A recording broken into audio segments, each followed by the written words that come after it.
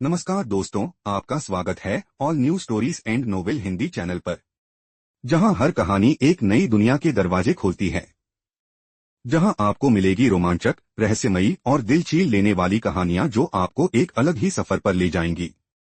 अगर आप भी कहानियों के शौकीन हैं तो यह चैनल आपके लिए ही है। तो चलिए शुरू करते हैं आज की कहानी।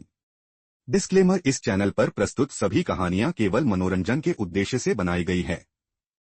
इसमें वर्णित सभी पात्र, स्थान, घटनाएं और संस्थाएं पूरी तरह से काल्पनिक है। यदि किसी नाम, स्थान या समुदाय से कोई समानता पाई जाती है तो वह मात्र एक संयोग है। हम किसी भी प्रकार की आस्था, जाति, धर्म या समुदाय की भावनाओं को ठेस पहुंचाने का प्रयास नहीं करते। सभी कहानियों का उद्देश्य केवल मनोरंजन और कल्पनाओं की दुनिया में ले जाना है। दोस्तों, यह मेरा नया चैनल है, प्लीज आप चैनल को सब्सक्राइब करें। धन्यवाद। तो चलिए बढ़ते हैं कहानी की ओर। 13 साल के युवराज नील वायुपुत्र ने अपने पिता को तड़पते हुए देखा था। उसके पिता के मुंह से खून बह रहा था और उनका चेहरा पूरी तरह से नीला पड़ चुका था। ऐसा लग रहा था जैसे महाराज को घातक जहर दिया गया था। एक छोटे से बच्चे के लिए यह नजारा बहुत ही तकलीफ देने वाला था। नील को देखकर उसके पिता के चेहरे पर एक दर्द भरी फीकी मुस्कान आ गई। मौत से कुछ ही पल दूर अपनी बची हुई शक्ति इकट्ठी करते हुए महाराज धीमे स्वर में और कांपती हुई आवाज में बोले, नील, याद रखना, तुम हमारी आखिरी उम्मीद। इससे पहले कि वो अपनी बात पूरी कर पाते, अचानक उनके शरीर ने प्राण छोड़ दिए और वो कुर्सी पर ही दम तोड़ बैठे थे। ये देखकर नील की दर्द भरी चीख निकली, पिताश्री! अपने पिता के साथ हुई आखिरी मुलाकात को याद करके नील वायुपुत्र के सभी जख्म फिर से ताजा हो गए। वो अपने चाचा पर गरज कर बोला, चाचा यजुवेंद्र, याद रखना, एक दिन मैं अपने हाथों से तुम्हारा सिर काटकर अपने पिता की मौत का बदला लूंगा। गुस्से भरे स्वर में नील वायुपुत्र ने मानो एक भविष्यवाणी कर दी। इस पर वहां मौजूद राज परिवार के सदस्यों में से एक अपने स्थान से उठा और नील को डांटते हुए बोला, नील, क्या आप अपने बड़ों के साथ इस तरह से बात करते हैं? आपके शिष्टाचार और आपकी अपनी जुबान पर नियंत्रण रखो। नील दहाड़ते हुए उसकी बात काटते हुए बोला, जब मेरे पिताश्री को मारा गया तब आप क्या कर रहे थे? पूरे सुंदर नगर के लिए मेरे पिताश्री ने क्या कुछ नहीं किया? आप इतने एहसान फरामोश कैसे हो सकते हैं? अब ये मत कहना कि तुम लोगों को सच्चाई पता नहीं थी, या फिर कहीं ऐसा तो नहीं कि तुम सब भी उनके हत्या में शामिल थे? नील ने तीखे स्वर में चिल्लाते हुए कहा। उसके दिल में गुस्से की चिंगारी 3 सालों तक दबी रही और धीरे धीरे गहरी नफरत में बदल गई। जब उसने चारों ओर देखा तो उसकी आंखें गहरे तिरस्कार से भरी थी। जैसे ही उसकी नजरें वहां बैठे लोगों से मिली तो वो या तो अपना सर घुमा लेते या उसकी टकटकी से बचने के लिए नीचे देखने लगते। यजुवेंद्र अब इस बारे में बात नहीं करना चाहता था, इसलिए उसने कहा, बकवास बंद करो लड़के, चलो मुद्दे पर आते हैं। मुझे बताओ कि तुमने कौन सी देह शोधन तकनीक सीखी है, और मैं वादा करता हूं कि तुम्हें दर्द रहित मौत मिलेगी। मेरा प्रस्ताव तुम्हें कैसा लगा? उसने अपने शब्दों से नील को डराना चाहा और फिर अगले ही पल उसकी बाहों से नीले रंग की रोशनी निकलने लगी। आपको मेरी देह शोधन तकनीक के बारे में जानना है? हाँ, सपने देखो। ऐसा कहकर नील वहां से बाहर निकलने के लिए तेजी से मुख्य द्वार की तरफ जाने लगा। ऐसा लग रहा था कि उसके पास वहां से बाहर निकलने के लिए संघर्ष करना ही एकमात्र विकल्प होगा, वरना वो यहां से कभी बाहर नहीं निकल पाएगा। उसे बाहर की ओर जाते देख यजुवेंद्र ने तुरंत उसका पीछा किया और उसे आगे बढ़ने से रोक लिया। तुम बहुत ठीक हो लड़के, लेकिन तुम्हारे पास बचने का कोई रास्ता नहीं है। फिर भी मैं तुम्हें अपनी शोधन तकनीक को सौंपने का एक और मौका दूंगा, वरना मैं तुम्हारे टुकड़े टुकड़े कर दूंगा और तुम्हें तब तक चलाऊंगा जब तक कि तुम राख में बदल नहीं जाते। भाड़ में जाओ, नील वायुपुत्र ने उत्तर दिया और यजुवेंद्र को मुक्का मारने के लिए आगे बढ़ गया। लेकिन जैसे ही नील का मुक्का करीब आया, यजुवेंद्र ने तुरंत ही खुद को उस हमले से अलग कर लिया और इससे पहले कि नील संभल पाता, यजुवेंद्र ने उसकी पीठ पर एक जोरदार मुक्का जड़ दिया। यजुवेंद्र की शक्ति अन्य शिष्यों की तुलना में बहुत ज्यादा थी और जब उसका मुक्का नील के शरीर पर लगा तो उसका असर कई गुना अधिक था। मणिपुर चक्र जागृत कर चुके साधक की शक्ति स्वाधिष्ठान चक्र के साधक की तुलना में 3 गुना अधिक होती है। मुक्का पड़ते ही एक भयानक शक्ति नील के शरीर में प्रवेश कर गई। कुछ पल के भीतर ही दर्द एक परिचित गर्म धारा में बदल गया, लेकिन वो मुक्का बहुत शक्तिशाली था और वो नील की बर्दाश्त करने की सीमा को पार कर गया। नील दर्द से कराह उठा और हमले के प्रभाव के कारण वो जमीन पर जा गिरा। बड़ी मुश्किल के बाद वो दोबारा अपने पैरों पर खड़ा हुआ और उसने अपने मुंह में आए खून को जमीन पर थूक दिया।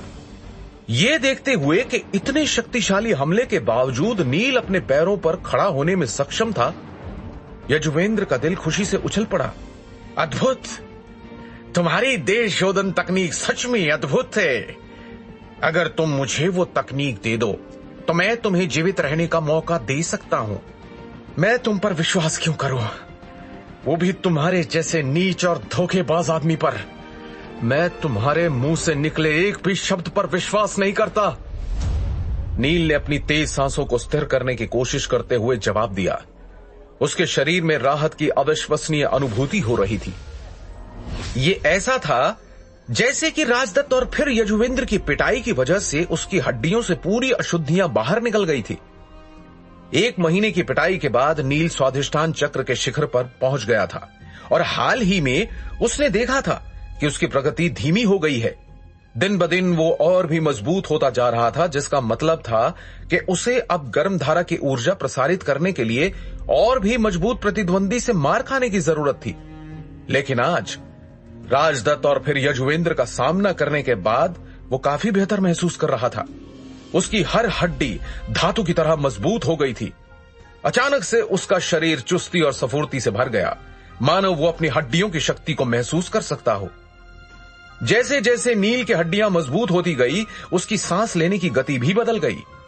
सांस लेने और छोड़ने की गति अब पहले से धीमी और गहरी हो गई थी और हर सांस के साथ उसका शरीर खुद को साफ कर रहा था। साथ ही ऊर्जा की एक लहर उसकी कुंडलिनी चक्रों से होते हुए पूरे शरीर में प्रवाहित होने लगी थी। यह संकेत था कि उसने अपना तीसरा चक्र यानी मणिपुर चक्र को जागृत कर लिया था। जैसे ही यह मजबूत शक्ति उसके शरीर में प्रवाहित हुई, उसका पूरा शरीर बेहद हल्का महसूस कर रहा था, लेकिन वो अभी भी अपने चेहरे पर शांत भाव बनाए रखने में कामयाब रहा। लगता है तुम ऐसे नहीं मानोगे। ठीक है, देखते हैं तुम कितनी देर तक इसी तरह से मार खा सकते हो।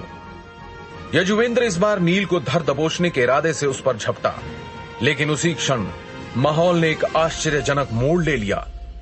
जैसे ही यजुवेंद्र नील के करीब आया तो नील वायु पुत्र बिजली की तरह तेजी से उस पर टूट पड़ा। पूरी ताकत के साथ चलाया गया नील का मुक्का सीधा यजुवेंद्र की छाती पर जा लगा। अब जब नील ने अपना मणिपुर चक्र जागृत कर लिया था तो उसका अपने शरीर पर बेहद नियंत्रण हो गया था और वह पहले की तुलना में अब और अधिक शक्ति प्राप्त करने में सक्षम हो गया था। लेकिन क्योंकि यजुवेंद्र इस बात से पूरी तरह से अनजान था, इसलिए उसने नील की क्षमता को कम करके आंका था। नील ने जो मुक्का मारा, उसकी ताकत ने यजुवेंद्र को हवा में 30 फीट पीछे की ओर उड़ा दिया। वो फर्श पर जोर से गिरा और फिर कई बार लुढ़कते हुए दूर जा गिरा। तुमने मणिपुर चक्र जागृत कर लिया है, यजुवेंद्र ने अपने हाथ से अपनी छाती को जोर से दबाते हुए पूछा और उसी समय उसके मुंह से खून निकलने लगा। उसके चेहरे पर अविश्वास का भाव था। नील वायुपुत्र ने धराशायी यजुवेंद्र को उपहास भरी मुस्कान के साथ देखा, फिर वहां मौजूद बाकी आदमियों की ओर देखते हुए ललकारा, और कोई है जो मुझे रोकने की कोशिश करने की हिम्मत करना चाहता है? कहते हुए वो सीधा खड़ा हो गया। नील ने अब अपनी शक्ति छुपाने की कोशिश नहीं की और अपने मणिपुर चक्र की आभा को शान से फैलने दिया। पूरे प्रशिक्षण स्थल में सन्नाटा पसर गया। ऐसा लग रहा था कि डर के मारे लोग सांस लेना तक भूल चुके हैं, क्योंकि अब जब यजुवेंद्र उसका मुकाबला नहीं कर पाया था तो और कौन उसे चुनौती देने की हिम्मत कर सकता था। राजकुमारी मणिकर्णिका भी चकित होकर नील वायुपुत्र को ही देख रही थी। अभी थोड़ी देर पहले ही वृकोदर उनके पास आए थे और उन्होंने जो सूचना दी थी उसे सुनकर वो हैरान रह गई थी। इतना बड़ा षड्यंत्र! सच जानकर राजकुमारी का मुंह खुला का खुला रह गया था। राजकुमारी, हमें तुरंत ही यहां से वापस जाकर सम्राट को इसकी सूचना देनी चाहिए। ठीक है काका, बोलकर राजकुमारी उठने ही वाली थी कि तभी सामने का नजारा देखकर उसकी सांसें अटक गई। उसी समय प्रशिक्षण स्थल के एक कोने से एक जोरदार आवाज गूंज उठी, मैं तुम्हारा मुकाबला करूंगा। ये सुनकर सब स्तब्ध रह गए। नील की ताकत देखने के बाद भी आखिर कौन उससे मुकाबला करने की हिम्मत कर रहा है? इन ललकार भरे शब्दों को सुनकर जब नील वायुपुत्र ने उस ओर देखा तो सामने खड़ी भीड़ दो भागों में बट गई और उनके बीच से एक अधेड़ उम्र का आदमी बाहर निकला।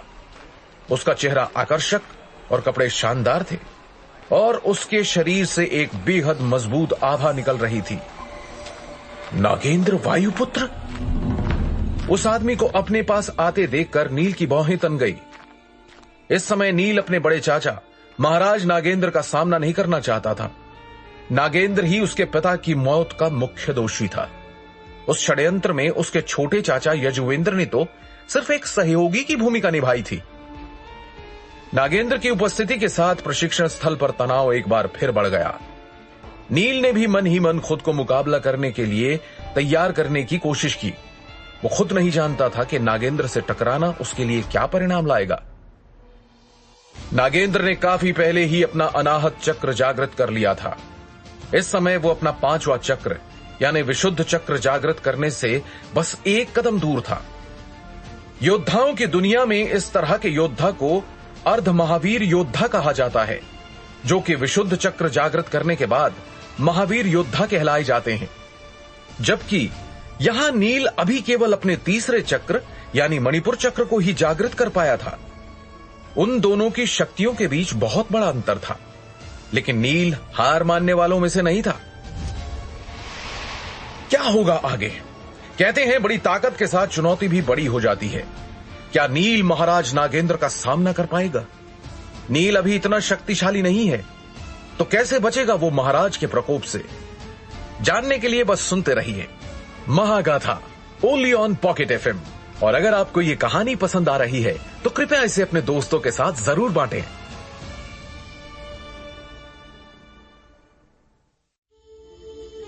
नागेंद्र ने तिल मिलाते हुए पूछा, और उस नील के बच्चे का क्या? हम उसे ऐसे नहीं जाने दे सकते। आपको क्या लगता है मैं उसे इतनी आसानी से जाने दूंगा? यजुवेंद्र ने कुटिलता के साथ कहा। तो नागेंद्र ने उत्सुकता से पूछा, तुम्हारे कहने का क्या मतलब है?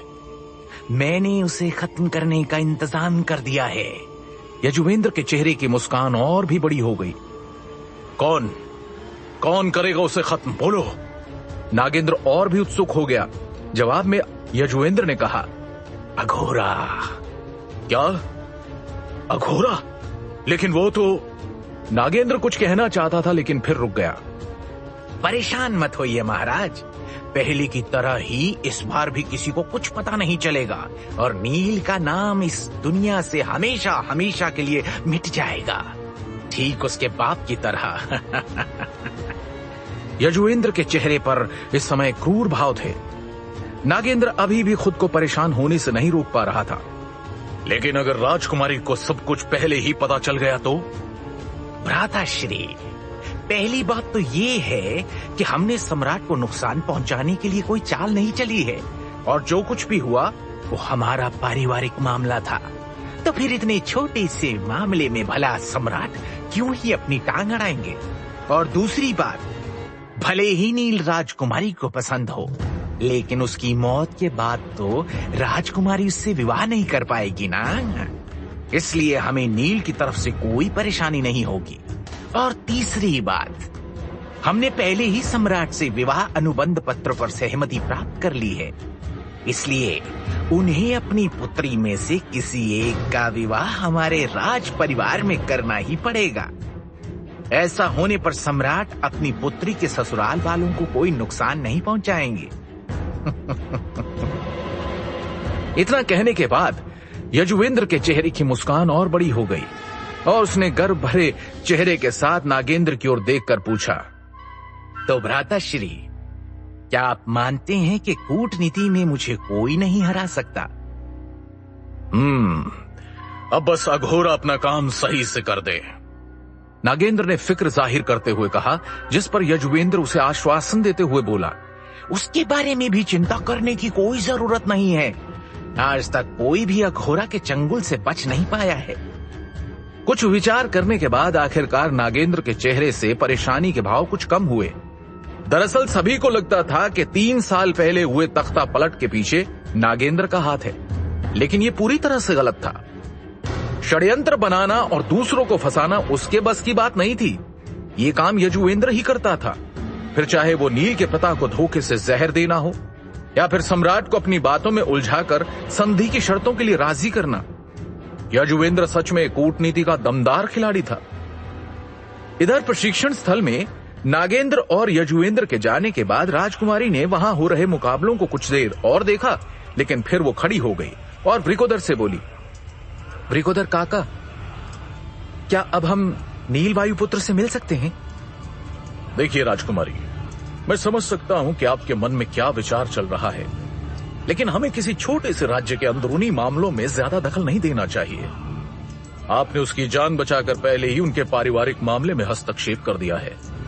अब आपको यहीं पर रुक जाना चाहिए। वृकोदर के समझाने पर राजकुमारी झुंझलाकर बोली, काका, आप भी जानते हैं कि पिताश्री ने सुंदरनगर के साथ विवाह अनुबंध पत्र पर सहमति दी है। हमारी बहनों में से किसी एक को सुंदरनगर के राज परिवार में विवाह करना ही होगा। काका, आपको क्या लगता है, यजुवेंद्र और नागेंद्र जैसे धूर्त जो अपने भाई के नहीं हुए, क्या वो सम्राट के प्रति वफादार रहेंगे? राजकुमारी ने अपनी परेशानी की वजह जाहिर की, तो इस पर वृकोदर ने संदेह व्यक्त करते हुए पूछा, तो आप क्या करना चाहती हैं? हमें नील वायुपुत्र से मिलना होगा और उसे अपने साथ श्यामल साम्राज्य चलने के लिए मनाना होगा। इससे एक तो वो सुरक्षित रहेगा और साथ ही साथ वो अपनी क्षमताओं को भी तेजी से बढ़ा पाएगा। हमें विश्वास है कि वो अपने धूर्त चाचाओं का पर्दाफाश करने और सम्राट बिंदुसार के सामने सबूत पेश करने में हमारा सहायक बन सकता है। राजकुमारी ने दृढ़ता के साथ जवाब दिया, ठीक है, फिर नील को ढूंढकर उससे बात करते हैं, वृकोदर ने कहा और राजकुमारी को लेकर वो प्रशिक्षण स्थल से निकल गए। इधर दूसरी तरफ सुंदरनगर की सड़कों पर चलते हुए नील अपने बचपन के दिनों को याद कर रहा था कि कैसे वो और नीलिमा यहां समय बिताया करते थे। वो कैसे पहले एक दूसरे से लड़ते और फिर खुद ही मनाने भी आ जाते थे। अपने बीते दिनों की याद आने के बाद उसका दिल एक बार फिर नीलिमा के लिए परेशान हो उठा। उसे कुछ भी करके जल्द से जल्द सप्त सिंधु आश्रम पहुंचना ही होगा। वो अभी अपने ख्यालों में खोया ही हुआ था कि उसे पीछे से किसी की आवाज सुनाई दी, युवराज नील। युवराज? ये शब्द सुनकर तो नील स्तब्ध रह गया। अपने लिए ये संबोधन सुने उसे 3 साल से भी ज्यादा समय हो गया था और वो ये देखने के लिए पीछे मुड़ा कि आखिर कौन है जो उसे आज भी युवराज कहकर बुला रहा है। लेकिन जब उसने पीछे मुड़कर देखा तो वो हैरान रह गया। तुम? नील ने हैरान होकर पूछा तो उसके सामने खड़े शख्स ने बड़ी शालीनता से जवाब दिया, जी युवराज, लेकिन तुम यहां क्या कर रहे हो? तुम्हें तो प्रशिक्षण स्थल में होना चाहिए था ना? नील ने उत्सुकता से पूछा। तो नील के सामने खड़े उस शख्स धीरज ने उत्तर दिया, मैंने अपना मुकाबला जीत लिया है, इसलिए मैंने सोचा कि आपसे मुलाकात कर लूं। धन्यवाद। वैसे भी मैं अब सुंदरनगर छोड़कर जा रहा हूं। नील ने एक आह भरी और धीरज की तरफ देखकर कहा। वो नहीं जानता था कि अब वो फिर कब इस नगर में दोबारा आ पाएगा, इसलिए वो शायद आखिरी बार अपनी जन्मभूमि को देख रहा था। वो धीरे धीरे चारों तरफ देखते हुए नगर के मुख्य द्वार की तरफ जा रहा था। धीरज भी उसके साथ ही चलने लगा और फिर उसने उत्सुकता से पूछा, अब आप कहां जाएंगे? फिलहाल तो मैं श्यामल साम्राज्य की राजधानी के पास स्थित सप्त सिंधु आश्रम में शिक्षा ग्रहण करने जाऊंगा। नील ने यह नहीं बताया कि वो वहां नीलिमा को बचाने के लिए जाना चाहता था, क्योंकि उसे यह नहीं मालूम था कि आखिर नीलिमा सप्त सिंधु आश्रम से काली पहाड़ी पर कैसे पहुंच गई और कौन है जिसने उसे वहां कैद किया है। इन सब बातों का पता लगाने के लिए उसे पहले सप्त सिंधु आश्रम में शिष्य के रूप में प्रवेश करना होगा। और फिर इस बारे में सारी जानकारी इकट्ठा करनी होगी, तभी वो नीलिमा को वहां से आजाद करवा पाएगा। नील की बात सुनकर धीरज बेहद उत्साहित हो गया और उसने खुश होते हुए पूछा, युवराज, क्या मैं भी सप्त सिंधु आश्रम में शिष्य बनकर जा सकता हूं? धीरज की बात सुनकर नील ने एक फीकी मुस्कान दी और बोला, सुना है कि वहां पर कड़ी परीक्षा ली जाती है और उसमें उत्तीर्ण होने वाले व्यक्ति को ही शिष्य के रूप में स्वीकार किया जाता है। इसलिए अभी तो मुझे अपने ही प्रवेश पाने पर संदेह है। यह सुनकर धीरज थोड़ा निराश हो गया और बोला, ठीक है, फिर मैं आपको नगर के मुख्य द्वार तक छोड़ने के बाद वापस आ जाऊंगा। इसके जवाब में नील ने कुछ नहीं कहा। उसने बस सहमति में अपना सिर हिलाया और आगे चलना जारी रखा। कुछ ही देर में वो दोनों नगर के मुख्य द्वार के बाहर आ गए। धीरज ने नील को अलविदा कहा और वापस जाने के लिए मुड़ गया, लेकिन उसी समय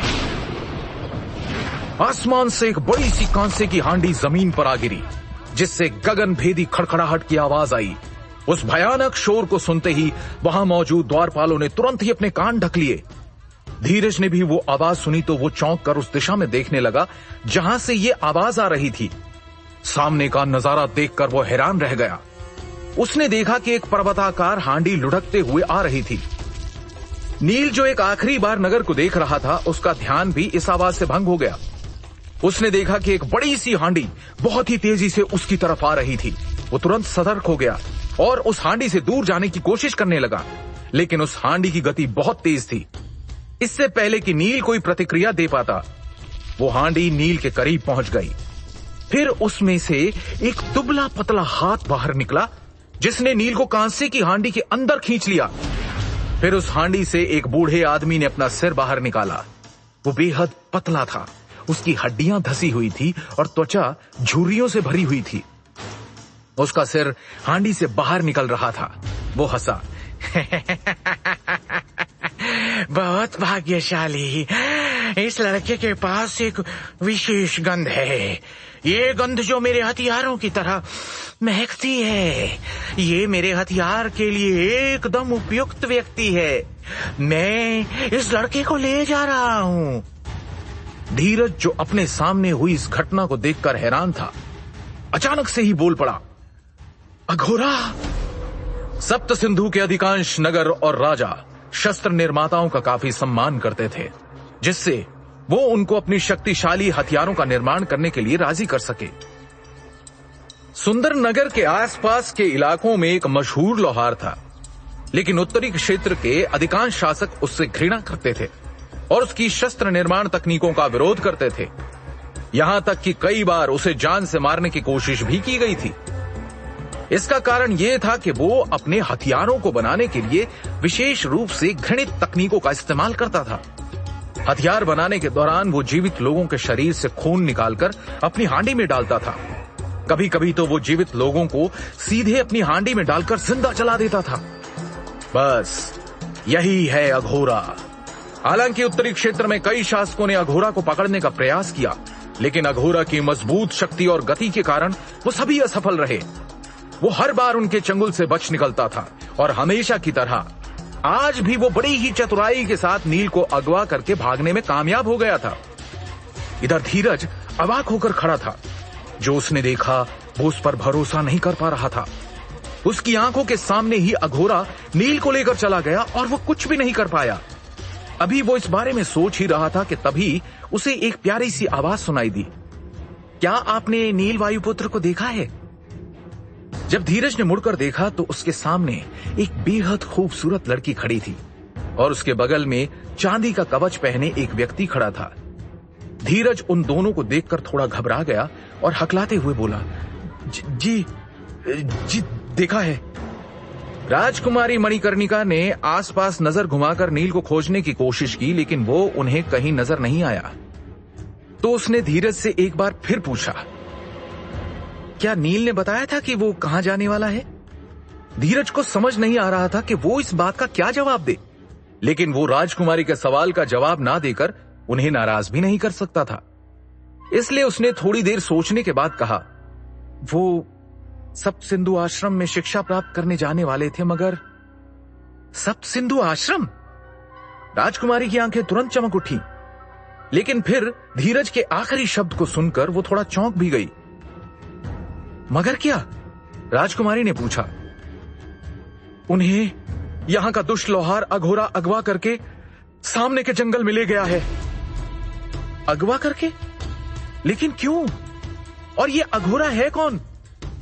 राजकुमारी और वृकोदर दोनों ही हैरान थे। उन्होंने एक के बाद एक सवालों की बारिश कर दी। तो क्या होगा आगे? क्या करने वाला है अघोरा नील के साथ?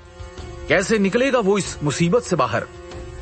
क्या राजकुमारी मणिकर्णिका उसे बचा पाएगी, या नील वायु पुत्र को करना होगा सिर्फ अपनी अंतर शक्ति पर विश्वास? जानने के लिए सुनते रहिए Mahagatha, only on Pocket FM.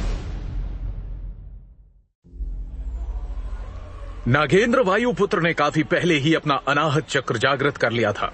इस समय वो अपना 5वां चक्र यानी विशुद्ध चक्र जागृत करने से बस एक कदम की दूरी पर था।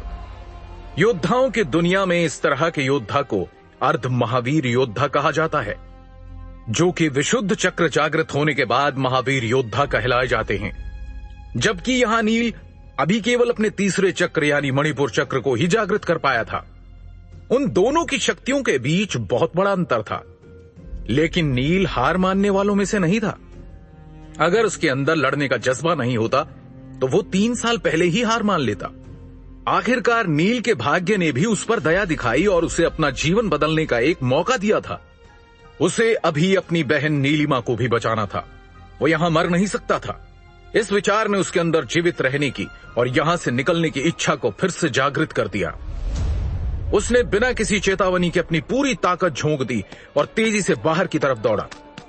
लेकिन इससे पहले कि वो 20 गज भी आगे बढ़ पाता, नीली रोशनी में ढकी एक तलवार उसके सामने से निकली और जमीन की गहराई में धंस गई, जिससे उसके रास्ते में रुकावट आ गई।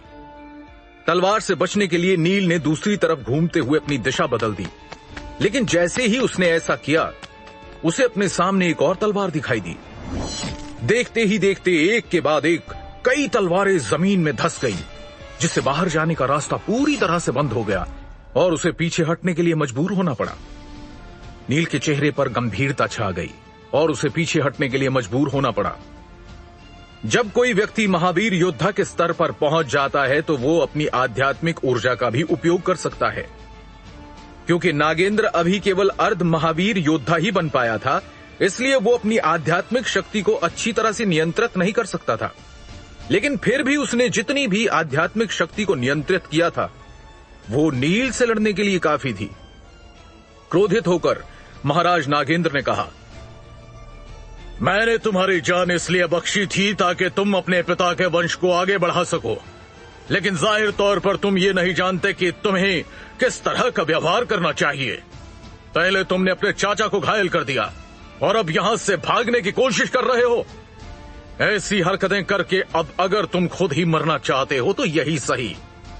इतना कहकर नागेंद्र ने अपना हाथ लहराया और वो तलवारें जो जमीन में धंसी हुई थी अचानक से हवा में घूम गई और नील की ओर बढ़ गई। तलवारों को अपनी ओर आते देख नील की आंखों में हैरत फैल गई। भले ही उसका शरीर किसी नश्वर हथियार जितना मजबूत था, लेकिन फिर भी नागेंद्र उसे बड़ी आसानी से टुकड़ों में काट सकता था। नील वायुपुत्र हैरान था और उसके अंदर हताशा और गुस्से की भावना उमड़ रही थी, जिस पर नील ने उम्मीद छोड़ दी और अपनी मौत को सामने देखकर अपनी आंखें मीच दी। तभी एक स्पष्ट आवाज सुनाई दी, रुक जाइए महाराज। ये आवाज सुनकर नागेंद्र एक पल के लिए चौंक गया, लेकिन फिर उसने अपनी तलवारों को नील से लगभग 2 इंच की दूरी पर रोक दिया और फिर उस तरफ मुड़ गया जहां से वो आवाज आई थी। उसके सामने एक बेहद खूबसूरत लड़की खड़ी थी, जिसके चेहरे पर राजसी आभा देखी जा सकती थी। राजकुमारी मणिकर्णिका, क्या आप मुझसे कुछ कहना चाहती हैं? नागेंद्र ने अपने चेहरे पर एक नकली मुस्कान लाते हुए पूछा। हालांकि इस समय वो अंदर ही अंदर गुस्से से जल रहा था, लेकिन वो सम्राट की सबसे लाडली बेटी को नाराज करके अपनी मौत को न्योता नहीं देना चाहता था। और वैसे भी क्या पता ये राजकुमारी कल को उसके परिवार की बहू बन जाए, इसलिए वो बड़ी ही शांति से राजकुमारी के जवाब की प्रतीक्षा कर रहा था। राजकुमारी ने बड़ी ही शालीनता से कहा, महाराज, मैं चाहती हूं कि इस लड़के को आजाद कर दिया जाए। क्या? सभी इस बात को सुनकर हक्के बक्के रह गए। यहां तक कि नील वायुपुत्र भी, जिसे अब खुद के बचने की कोई उम्मीद नजर नहीं आ रही थी, वो भी हैरान रह गया। नागेंद्र ने राजकुमारी को हैरानी से देखते हुए पूछा, ये आप क्या कह रही हैं राजकुमारी? इसने राजकुमार राजदत्त और प्रधानमंत्री यजुवेंद्र को घायल कर दिया है। इसे ऐसे कैसे जाने दिया जा सकता है? सामान्य तौर पर डेथ मैच तब तक समाप्त नहीं होता जब तक कि दोनों में से किसी एक प्रतियोगी की मौत न हो जाए। इसलिए अगर देखा जाए तो इसने राजकुमार को सिर्फ घायल ही किया है। अगर ये चाहता तो राजकुमार को मार भी सकता था। इसलिए इसके हमले को जुर्म की तरह नहीं देखा जाना चाहिए। राजकुमारी के लहजे में सम्मान और बात में दृढ़ता झलक रही थी। लेकिन राजकुमारी, नागेंद्र आगे कुछ कहने ही वाला था कि तभी यजुवेंद्र, जो काफी देर से ये सब कुछ देख रहा था, तुरंत ही नागेंद्र के पास जाकर बोला, महाराज, मुझे लगता है कि राजकुमारी सही कह रही है। मतलब क्या है तुम्हारा? नागेंद्र ने गुस्से में सवाल किया, जिस पर यजुवेंद्र ने उसके और पास जाकर धीमे स्वर में कहा, जिसे सिर्फ नागेंद्र ही सुन सकता था, भ्राताश्री, क्या आप भूल गए हैं कि वो सम्राट की सबसे लाडली बेटी है? ये सुनते ही नागेंद्र होश में आया। उसने तुरंत अपने भाव बदले और राजकुमारी की तरफ देखा, लेकिन वो कुछ नहीं कह सका। राजकुमारी ने जब देखा कि नागेंद्र अभी भी दुविधा में है, तो उन्होंने अपना आखिरी दांव आजमाने का फैसला किया। राजकुमारी बोली, महाराज, आपने मेरी एक इच्छा पूरी करने का वादा किया था, तो मैं आपसे इस लड़के की रिहाई मांगती हूं। राजकुमारी की ये बात सुनकर वहां मौजूद सभी लोग दंग रह गए। एक गुलाम की जान बचाने के लिए राजकुमारी अपने अधिकार का प्रयोग कर रही हैं। लगता है राजकुमारी को मालूम पड़ चुका है कि नील पूर्व युवराज था और उसके साथ धोखा हुआ था। नहीं, सम्राट बिंदुसार महाराज नागेंद्र पर पूर्ण विश्वास करते हैं, लेकिन फिर राजकुमारी के ऐसा करने के पीछे क्या कारण हो सकता है? वहां मौजूद भीड़ में फुसफुसाहट होने लगी थी। सभी लोग अपना अपना गणित लगाने में लगे हुए थे। वहीं महाराज नागेंद्र को कुछ समझ नहीं आ रहा था, लेकिन जब उन्होंने यजुवेंद्र की ओर देखा तो उसने हां में अपना सिर हिलाया। ठीक है राजकुमारी, अगर आपकी यही इच्छा है तो ऐसा ही होगा। दिल पर पत्थर रखकर नागेंद्र ने जवाब दिया और पलटकर सैनिकों की तरफ देखते हुए कहा, इस लड़के को तुरंत आजाद कर दो। कुछ सैनिक आगे आए और नील को प्रशिक्षण स्थल से बाहर ले जाने लगे। भीड़ को कुछ समझ में नहीं आ रहा था कि वहां क्या हो रहा है, लेकिन वहां ऐसे भी कई लोग मौजूद थे जो नील वायुपुत्र की आजादी से बेहद खुश थे। उनमें से ज्यादातर नील के पिता के वफादार और शुभचिंतक थे, जो चाहते थे कि नील सुरक्षित रहे, ताकि समय आने पर वो सुंदरनगर को इन दरिंदों के चंगुल से आजाद करा सके। नील भी बड़ी हैरानी के साथ ये सब होते हुए देख रहा था, लेकिन उसे समझ में नहीं आया कि राजकुमारी ऐसा क्यों कर रही है। वो तो आज से पहले कभी मिले भी नहीं थे। भला श्यामल साम्राज्य की राजकुमारी एक गुलाम को क्यों बचाना चाहेंगी? क्या उसे अब अपने पिता सम्राट बिंदुसार और नागेंद्र के षड्यंत्रों के लिए शर्मिंदगी महसूस हो रही है? नील ने मन ही मन विचार किया और फिर धन्यवाद राजकुमारी बोलकर वहां से जाने को हुआ। जाने से पहले नील ने एक आखिरी बार राजकुमारी को देखा। जब राजकुमारी की नजरें नील वायुपुत्र से मिली तो उन्होंने महसूस किया कि नील की आंखों में एक अजीब तरह की नाराजगी थी। वो इसका कारण नहीं समझ पा रही थी। अपनी व्याकुलता को छुपाकर मुस्कुराते हुए राजकुमारी ने कहा, कोई बात नहीं। नील ने आगे कुछ नहीं कहा और चुपचाप प्रशिक्षण स्थल से बाहर चला गया। नील के जाने के बाद नागेंद्र राजकुमारी की तरफ मुड़ा और बोला, राजकुमारी, आप तब तक मुकाबले का आनंद उठाइए। मैं जरा वैद्यराज से राजदत्त के बारे में बात करके आता हूं। ऐसा कहकर उसने यजुवेंद्र को इशारा किया और वहां से चला गया। थोड़ी देर बाद यजुवेंद्र भी प्रशिक्षण स्थल से बाहर आया। जैसे ही वो बाहर निकला, एक बाज उड़ते हुए आया और उसके कंधे पर बैठ गया। यजुवेंद्र ने अपनी जेब से एक छोटी सी पर्ची निकाली और उस बाज के पंजों में बांधकर बोला, अघोरा के पास जाओ। उसकी बात सुनकर बाज तुरंत ही उड़कर दूर चला गया और फिर कुछ ही देर में यजुवेंद्र महल के एक गुप्त कमरे में प्रवेश कर गया।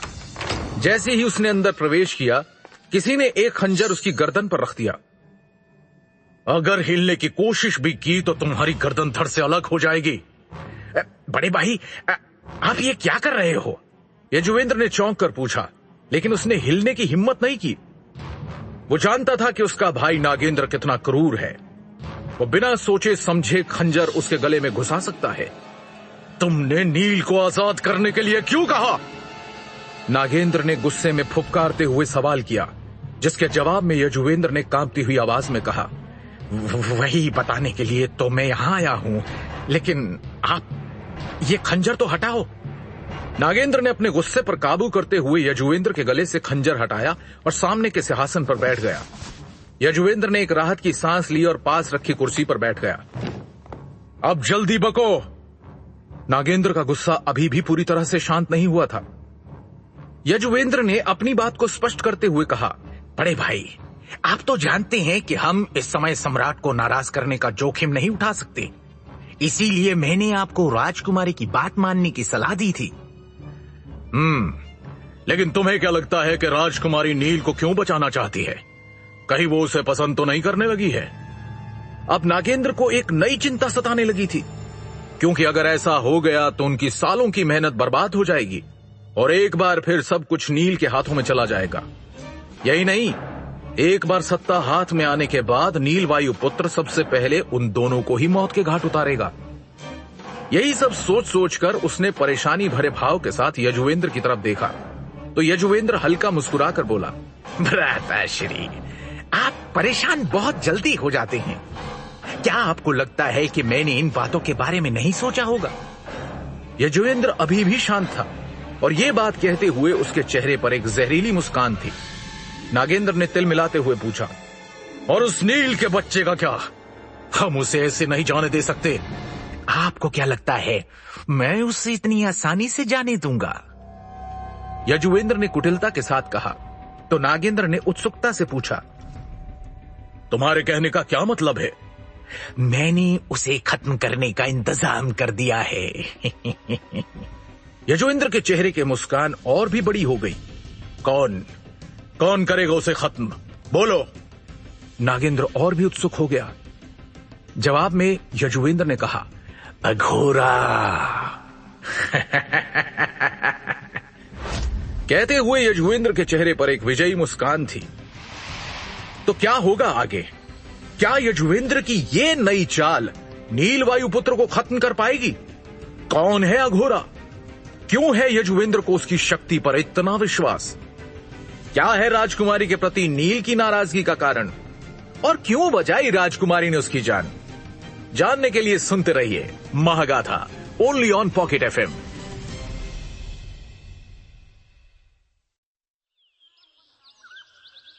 सप्त सिंधु आश्रम का नाम सुनकर राजकुमारी मणिकर्णिका की आंखें तुरंत चमक उठी, लेकिन फिर धीरज के आखिरी शब्द सुनकर वो चौंक गई और राजकुमारी ने पूछा, मगर क्या? जवाब में धीरज बोला, उन्हें यहाँ का दुष्ट लोहार अघोरा अगवा करके सामने के जंगल में ले गया है। अगवा करके? लेकिन क्यों? और ये अघोरा है कौन?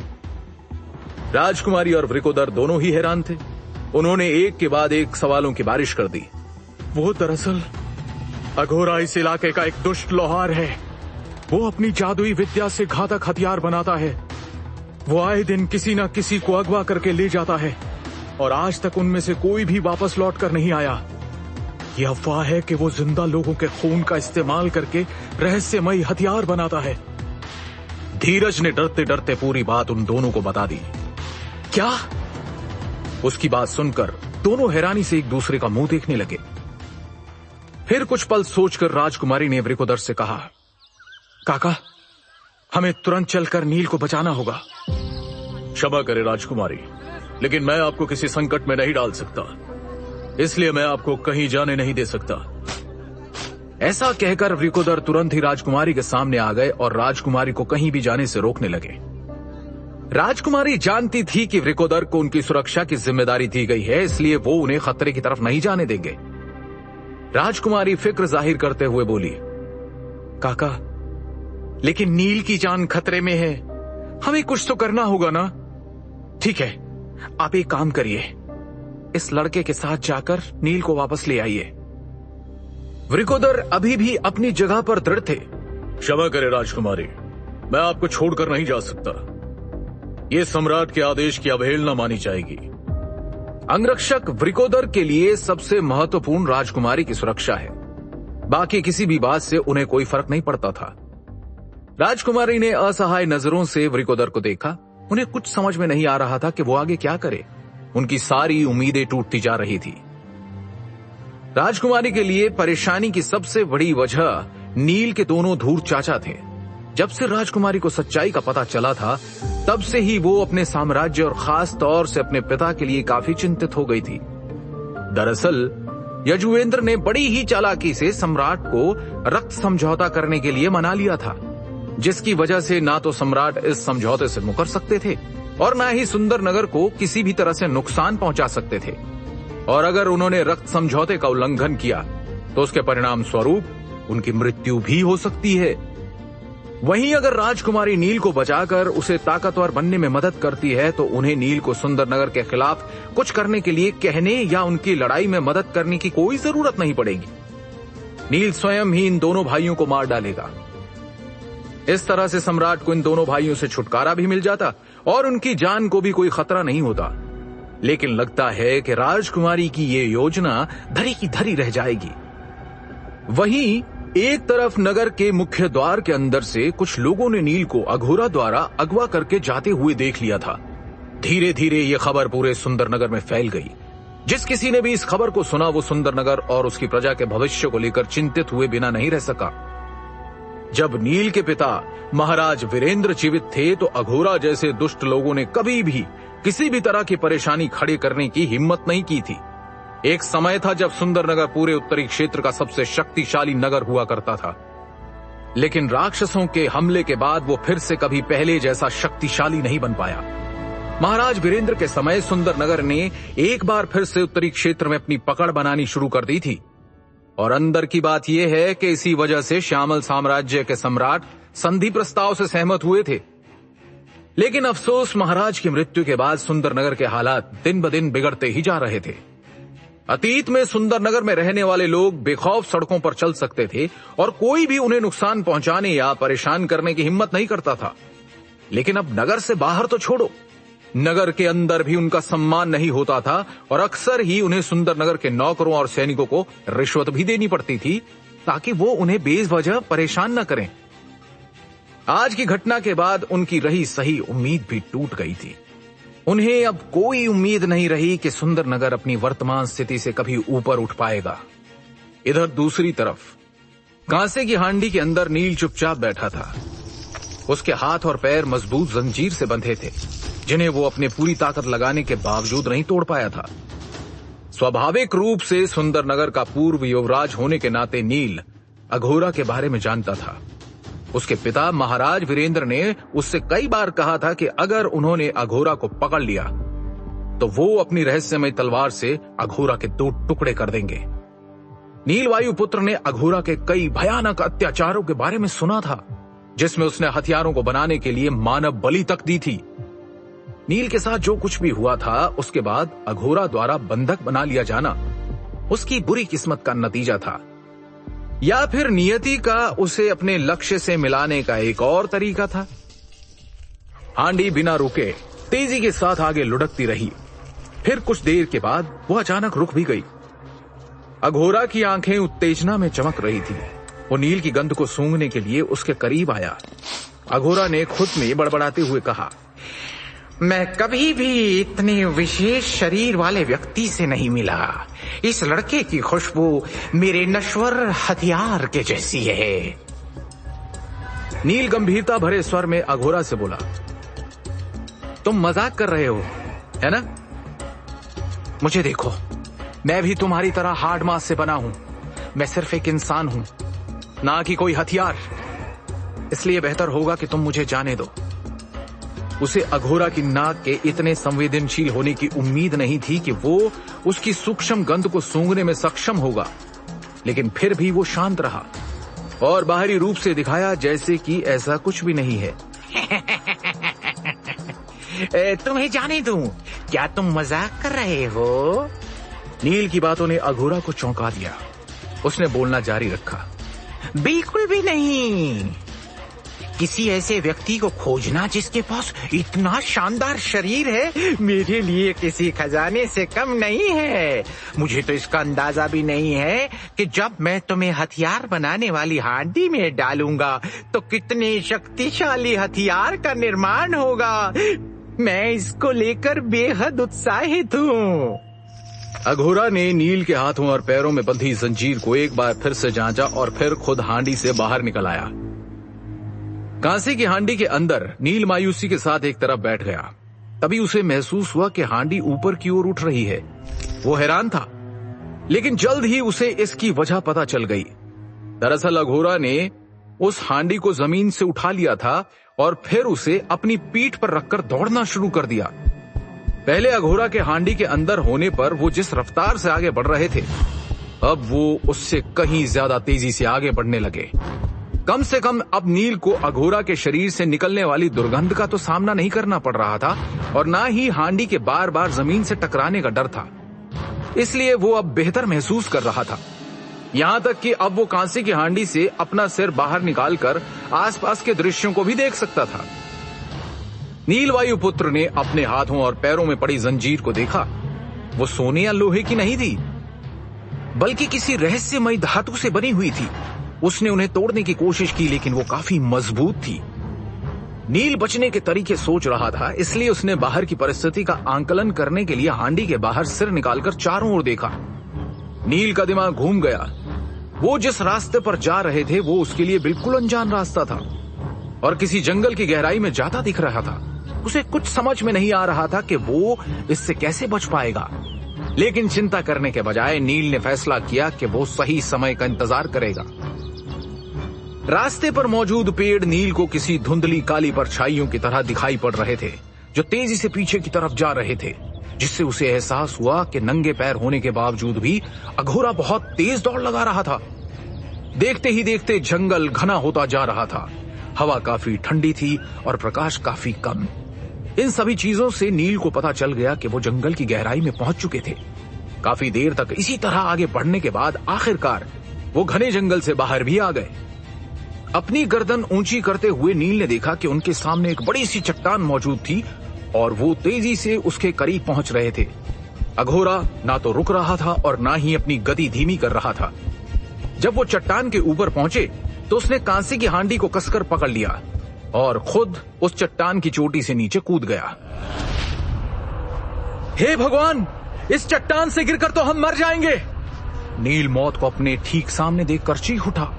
कांसे की हांडी में भयभीत बैठे हुए उसने अपने हाथों में बंधी जंजीरों को जकड़ लिया, लेकिन फिर उसे एहसास हुआ कि वो नीचे जमीन पर नहीं गिरे हैं। चट्टान की दूसरी तरफ हांडी को अपनी पीठ पर बांधे हुए अघोरा अचानक से घूमा और चट्टान से निकले हुए एक बड़े से पत्थर को उसने पकड़ लिया। इसके बाद वो अपने दोनों हाथों से एक के बाद एक पत्थरों को पकड़ते हुए चट्टान की ढलान से नीचे उतरने लगा। नीचे की तरफ चट्टान की जड़ में एक विशाल वृक्ष था। अघोरा ने वृक्ष की एक मजबूत मुड़ी हुई टहनी पर कदम रखा और एक बड़ी सी गुफा के सामने पहुंच गया। उसने गुफा के द्वार को ढकने वाली मोटी शाखाओं को हटाकर जल्दी से प्रवेश करने का रास्ता बना लिया। उस गुफा का द्वार इतना छोटा था कि कांसे की हांडी मुश्किल से उसमें प्रवेश कर पाई, लेकिन जैसे जैसे वो गुफा के अंदर गहराई में पहुंचते गए तो अंदर की जगह और भी फैलती चली गई। अब समझ में आया कि जब लगभग 10 राजाओं ने अघोरा को मारने का अभियान चलाया था तो वो उनसे कैसे बच गया था। ये गुफा जंगल के अंदर और गुप्त स्थान पर है। ये छुपने के लिए एकदम सही है। नील ने मन ही मन विचार किया। गुफा की गहराई में छत दर्जनों फीट ऊंची थी। दीवारें गहरे लाल रंग की रोशनी से झिलमिला रही थी। सामने बनी भट्टी से हल्की हल्की आग की लपटें निकल रही थी। हथियार निर्माण के लिए ये जगह एकदम सही मालूम पड़ रही थी। गुफा के बीच में 4 पैरों वाली एक काले रंग की हांडी मौजूद थी। वहीं गुफा की छत से 8 कीलें निकली हुई थी, जिनसे निकलने वाली हर जंजीर से एक व्यक्ति को बांधा हुआ था। उन लोगों के शरीर पर कई सारे घाव थे, जिनसे धीरे धीरे खून बह रहा था। वो खून नीचे रखी हांडी में बूंद बूंद करके टपक रहा था। सफेद हो चुके उन सभी लोगों के कंकाल जैसे शरीर को देखकर नील की आत्मा कांप उठी। देखने से लगता था कि वो मर चुके हैं, लेकिन आत्मा को शरीर से जोड़े रखने के लिए उनकी सांस बहुत मुश्किल से ही सही, लेकिन चल रही थी। वो इस बात का प्रमाण था कि वो लोग अभी भी जीवित हैं। भट्टी से थोड़ी ही दूरी पर लगभग 1 दर्जन लोहे के विशाल पिंजरे थे, जो लगभग 3 फीट चौड़े थे। जिनमें से प्रत्येक में एक व्यक्ति को रखा गया था। उनमें से अधिकांश की आंखों में नीरस भाव थे और उनके शरीर अनियंत्रित रूप से दर्द में कांप रहे थे। यह स्पष्ट था कि जितने लोगों ने कहा था, अघोरा उससे कहीं अधिक नीच था। अघोरा की हैवानियत देखकर नील वायुपुत्र दंग रह गया। तभी कांसे की हांडी जमीन से टकराई। हांडी को जमीन पर रखते ही अघोरा उस पर चढ़ गया और नील को किसी जानवर की तरह सूंघने लगा। फिर उसने मुस्कुराते हुए कहा, शस्त्र निर्माण के दौरान मैंने महसूस किया कि अगर मैंने हथियारों को बनाने के लिए जिंदा इंसानों के मांस और खून का इस्तेमाल किया तो उन इंसानों से निकलने वाली घृणा की भावना से मेरे नश्वर हथियार की शक्ति बढ़ जाएगी। अघोरा ने आगे कहा, बच्चे, तुम्हारे मांस और रक्त की गंध किसी नश्वर हथियार के समान ही है, इसलिए मैं अपनी नर्क की तलवार को तुम्हारे शरीर के साथ हांडी में डालकर तुम्हारे खून से उसे शुद्ध करूंगा और फिर शायद मेरी नश्वर तलवार एक आध्यात्मिक हथियार में बदल जाए। तो क्या होगा आगे? क्या नील अघोरा से बच पाएगा या फिर वो अघोरा के अमानवीय तरीकों की भेंट चढ़ जाएगा? जानने के लिए सुनते रहिए Mahagatha, only on Pocket FM.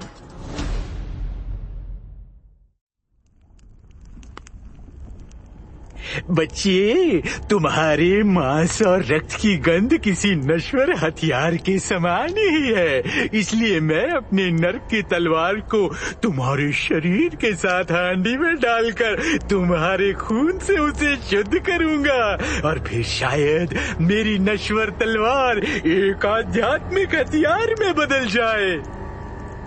एक लोहार के रूप में अघोरा हमेशा से ही बहुत ही भयंकर विधियों का प्रयोग करके हथियारों का निर्माण करता था। यह वही विधियां थी जिनका प्रयोग करके उसने 3 उच्च स्तर के नश्वर हथियार बनाने में कामयाबी हासिल की थी। हालांकि अघोरा उन सभी हथियारों को पसंद करता था, लेकिन उसे उन तीनों में से एक नर्क की तलवार बनाने पर बहुत गर्व था। इस बार अघोरा नश्वर हथियारों से भी ज्यादा ताकतवर हथियार बनाना चाहता था। उसकी सबसे बड़ी महत्वाकांक्षा थी कि वो एक आध्यात्मिक हथियार बनाने का गौरव हासिल कर सके। उस जमाने में भी उच्च स्तर के हथियारों को किसी व्यक्ति या राज्य के सम्मान के साथ जोड़कर देखा जाता था। जिसके पास जितने उच्च स्तर के हथियार होंगे उसे उतना ही अधिक सम्मान दिया जाएगा। उनमें भी आध्यात्मिक हथियार कहीं अधिक मूल्यवान होते हैं।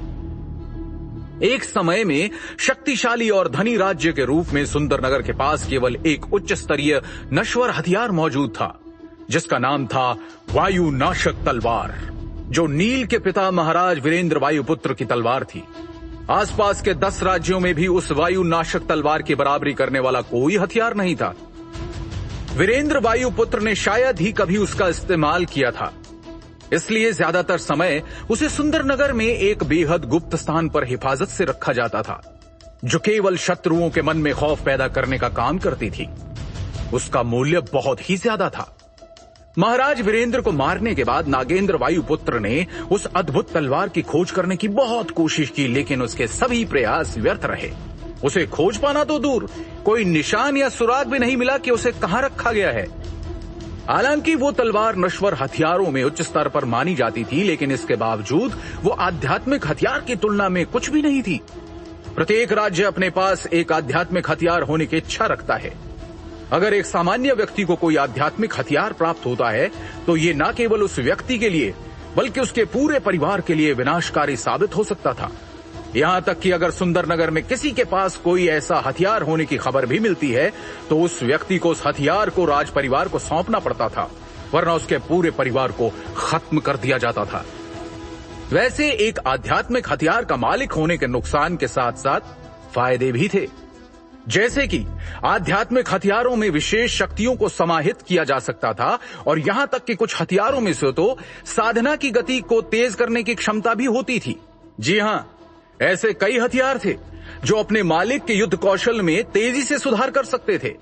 इस तरह की अनगिनत क्षमताओं की वजह से लोगों के मन में ऐसे आध्यात्मिक हथियारों को हासिल करने का लालच कभी समाप्त नहीं होता था, फिर चाहे उसके लिए उनके पूरे परिवार का जीवन ही क्यों ना दांव पर लग जाए। जब नील ने अघोरा की बात सुनी तो वो कड़वाहट से मुस्कुराया। नील ने व्यंग्य करते हुए कहा, शस्त्र निर्माण के लिए महत्वपूर्ण घटक उच्च कोटि की धातु और एक उच्च तापमान वाली आग होती है, और अगर आपके पास इनमें से एक की भी कमी हो तो उच्च श्रेणी के हथियार का निर्माण करने की कोई संभावना नहीं होगी। यह हथियार निर्माण करने का एकमात्र सूत्र है। मुझे यकीन है कि आप इस बात को मुझसे बेहतर समझते हैं, इसलिए यह कहना बेवकूफी है कि आप केवल मेरे मांस और रक्त का उपयोग करके एक आध्यात्मिक हथियार का निर्माण कर सकते हैं। माफ कीजिए, लेकिन मुझे लगता है आप अपने हथियार की क्षमता बढ़ाने को लेकर गंभीर नहीं हैं। हालांकि एक समय था जब नील को कई विषयों पर किताब पढ़ने का शौक था, जिनमें औषधि निर्माण और शस्त्र निर्माण के सूत्रों के बारे में किताबें भी शामिल थी, लेकिन वो औषधि या शस्त्र निर्माण के बारे में बहुत ज्यादा जानकारी नहीं रखता था। नील युद्ध कला में महारत हासिल करने के लिए इतना जुनूनी था कि उसने अन्य कौशलों पर कोई विशेष ध्यान नहीं दिया। अभी वो जिस स्थिति में था उससे वो बेहद हताश था, और अगर अघोरा का मन बदलने में कामयाब होने की थोड़ी सी भी उम्मीद होती तो वो अपनी पूरी कोशिश करना चाहता था। ठीक है, ऐसा प्रतीत होता है कि तुम्हें हथियारों को बेहतर करने के बारे में थोड़ी जानकारी है, लेकिन कोई बात नहीं, तुम्हारा ये हल्का फुल्का ज्ञान तुम्हारी कोई मदद नहीं करेगा। अघोरा ने नील को नीचा दिखाते हुए कहा। नील की बात का जवाब देते वक्त अघोरा हांडी के अंदर से जंजीरों को खोलने में व्यस्त था। जब उसने नील को उसकी जंजीरों से मुक्त किया तो उसने नील को ठोकर मारते हुए जोर से हिलाया। फिर अघोरा ने नील को कांसे की हांडी से बाहर निकाला और पास रखे हुए पिंजरे में फेंक दिया। जब नील वायुपुत्र को छोटे से पिंजरे में बंद किया जा रहा था तो उसने अघोरा के चेहरे पर एक कुटिल मुस्कान देखी। नील को अपनी ओर देखता हुआ पाकर अघोरा ने कहा, आध्यात्मिक हथियार बनाने के लिए मुझे जिन दुर्लभ कीमती चीजों की आवश्यकता है, मेरे पास उन्हें खरीदने के लिए पर्याप्त धन मौजूद नहीं है। साथ ही मैं जिस आग का उपयोग कर रहा हूँ वो भी औसत दर्जे की है, इसलिए एक आध्यात्मिक हथियार विकसित करने के लिए मुझे काले जादू का इस्तेमाल करना होगा, तभी मैं अपने लक्ष्य को पाने में कामयाब हो पाऊंगा। अघोरा ने अपनी बात जारी रखते हुए कहा, वही हथियार को तुम्हारे शरीर के साथ शुद्ध करना भी आध्यात्मिक हथियार बनाने का ही एक तरीका है। चलो हम कुछ अच्छा होने की आशा करते हैं। आखिरकार तुम्हारा मांस और रक्त वास्तव में बहुत खास है। कौन जाने, शायद मैं हमेशा की तरह इस बार भी भाग्यशाली रहूं। अघोरा की आंखें उम्मीद से भरी थी। उसे समझ आ चुका था कि नील वायुपुत्र सामान्य इंसानों से कुछ अलग है, इसलिए उसे आशा थी कि उसके मांस और खून के इस्तेमाल से जो हथियार निर्मित होगा वो भी सामान्य से कुछ अलग तो जरूर होगा। वो एक कुटिल मुस्कान के साथ बोला, आशा करता हूँ कि सब बढ़िया होगा। दरअसल ये ऐसी भावना थी जिस पर हर लुहार भरोसा करता था, और ये मुहावरा उसी भावना को प्रदर्शित करता था। चाहे कोई कितना भी विशेषज्ञ क्यों ना हो, किसी भी कार्य को शुरू करते वक्त उसके परिणाम के बारे में पूरे विश्वास के साथ कुछ भी कहना मुश्किल होता है। इसलिए कार्य की शुरुआत तो बस विश्वास के साथ ही करनी पड़ती है। इस बात से कोई इनकार नहीं करेगा कि शस्त्र निर्माण का काम 90% योग्यता और 10% भाग्य पर निर्भर करता है। ज्यादातर लोगों को ऐसा लगता है कि भाग्य ने इस प्रक्रिया में ज्यादा भूमिका नहीं निभाई। फिर भी कुछ लोहारों ने उस 10% भाग्य के कारण कुछ बेहतरीन हथियार बनाने में कामयाबी हासिल की है। नील वायुपुत्र को विश्वास ही नहीं हो रहा था कि कैसे उसका जीवन अघोरा के लिए एक जुआ बनकर रह गया है। नील का दिल वास्तविकता को स्वीकार नहीं करना चाहता था, लेकिन वो ये सोचकर कड़वाहट से हंसा कि मैं इसे बदलने के लिए कुछ भी नहीं कर सकता। वो बस इतना ही कर सकता था कि वो चुपचाप बैठ जाए और खुद को बहुत कमजोर होने के लिए दोष दे। हालांकि नील पिछले महीने तेजी से प्रगति कर रहा था और वह मूलाधार चक्र से मणिपुर चक्र तक पहुंचने में कामयाब रहा था, लेकिन फिर भी ये पर्याप्त नहीं था। हम जितने भी ताकतवर क्यों ना हो जाए, जीवन की चुनौतियां आपकी ताकत से एक स्तर ज्यादा ही होती हैं। कभी कभी इंसान का भाग्य बेहद क्रूर हो जाता है। इंसान कभी समझ नहीं पाता कि उसके साथ जो हो रहा है वो नियति का कोई खेल है या उसका दुर्भाग्य। हाल ही में नील वायुपुत्र को अपने कौशल को सुधारने अभ्यास करने और खुद को मजबूत बनाने का मौका मिला था, और वो इस बात को लेकर उम्मीद लगा बैठा था कि वो और अधिक शक्तिशाली बन सकता है। लेकिन अब यह अघोरा की दया पर निर्भर था और उसकी हालत निराश करने वाली थी। जब नील अपनी दुर्दशा पर शोक व्यक्त कर रहा था, उस समय अघोरा काम में व्यस्त था। वो जो कुछ भी तैयार कर रहा था उसमें काफी समय लग रहा था। अघोरा गुफा के कोने में था और हथौड़े से किसी चीज को मार रहा था। फिर वो उस हांडी के अंदर चला गया जिसमें वो नील को रख कर गया था। नील ये देख नहीं सका कि वो अंदर क्या कर रहा था। थोड़ी देर बाद अघोरा बाहर आया और भट्टी के सामने एक अजीब मुद्रा बनाकर बैठ गया और अपने हाथों से ताली बजाने लगा। जैसे ही अघोरा ने ताली बजाई तो हथियार शोधन हांडी के नीचे की आग जल उठी। इसके बाद हांडी की दीवार पर एक के बाद एक जटिल संरचनाएं दिखाई देने लगी, जिनसे एक चमकदार लाल रोशनी निकल रही थी। उस रोशनी से पूरी गुफा खूनी लाल दिखाई पड़ रही थी। ऐसा होते ही गुफा की छत पर कीलों से लटके हुए जीवित प्राणी दर्द से बिलबिला उठे। उनकी दर्द भरी चीखें पूरी गुफा में गूंज उठी। उनके शरीर से खून बहने की रफ्तार बढ़ गई और सारा खून शुद्ध होने के लिए बूंद बूंद करके हथियार शोधन हांडी में जा रहा था। ये रक्त हांडी की दीवार पर बनी संरचनाओं द्वारा सोखा जा रहा था, जिससे लाल रोशनी और भी अधिक चमकदार हो जाती है और ये रोशनी हांडी के अंदर रखे हथियार के टुकड़ों के साथ मिलकर उसे जोड़ने और उसकी गुणवत्ता निखारने का काम करती थी। हांडी को जलाने के बाद अघोरा ने एक तलवार उठाई। अघोरा के हाथों में मौजूद काली और सफेद तलवार अवश्य ही नर्क की तलवार होनी चाहिए, जो एक उच्चतम स्तर का नश्वर हथियार है। अघोरा ने थोड़ी देर तक नर्क की तलवार को पकड़ कर रखा। वो गर्व और कोमलता के साथ उस धातु की वस्तु को ऐसे निहार रहा था जैसे कि कोई बाप अपने लायक बेटे को देखकर गर्वित महसूस कर रहा हो। उसकी आंखें नम हो गई और उसका शरीर शिथिल हो गया। उसने उस तलवार को सहलाया। नील ने इस दृश्य को दूर से ही देखा। उसने अघोरा की प्रतिक्रिया भी देखी। ऐसे दुष्ट चेहरे पर इतने स्नेह का भाव देखकर नील चौंक गया।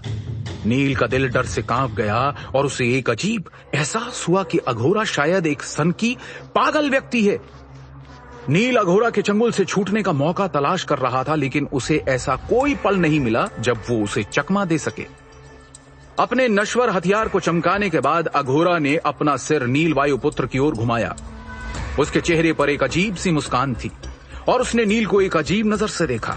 वो उठा और उसने नील को पिंजरे से बाहर निकाल लिया।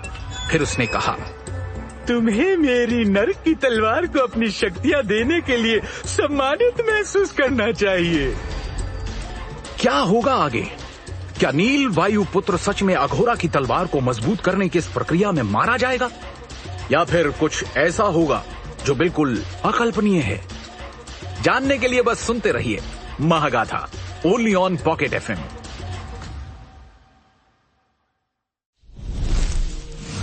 अग्नि विगलन वटी के प्रभाव से आग पूरी तरह से प्रज्वलित हुई और गुफा असाधारण गर्मी से भर गई। उस भयानक गर्मी के कारण पिंजरों में बंद कई लोग जलकर राख हो गए। पूरी गुफा उन सभी की दर्दनाक चीखों से भर गई और सब तरफ मांस के जलने की गंध फैल गई। आग उगलता अघोरा अपने सन की अंदाज में जोर जोर से हंसने लगा। गहरी पीली लपटें अचानक से असामान्य और सुनहरे लाल रंग की हो गई और उसकी हर लपट ने तीव्र गर्मी उत्सर्जित की। अब आग की ताकत बहुत अधिक बढ़ गई है, इसलिए इसका सामना करना असंभव होगा।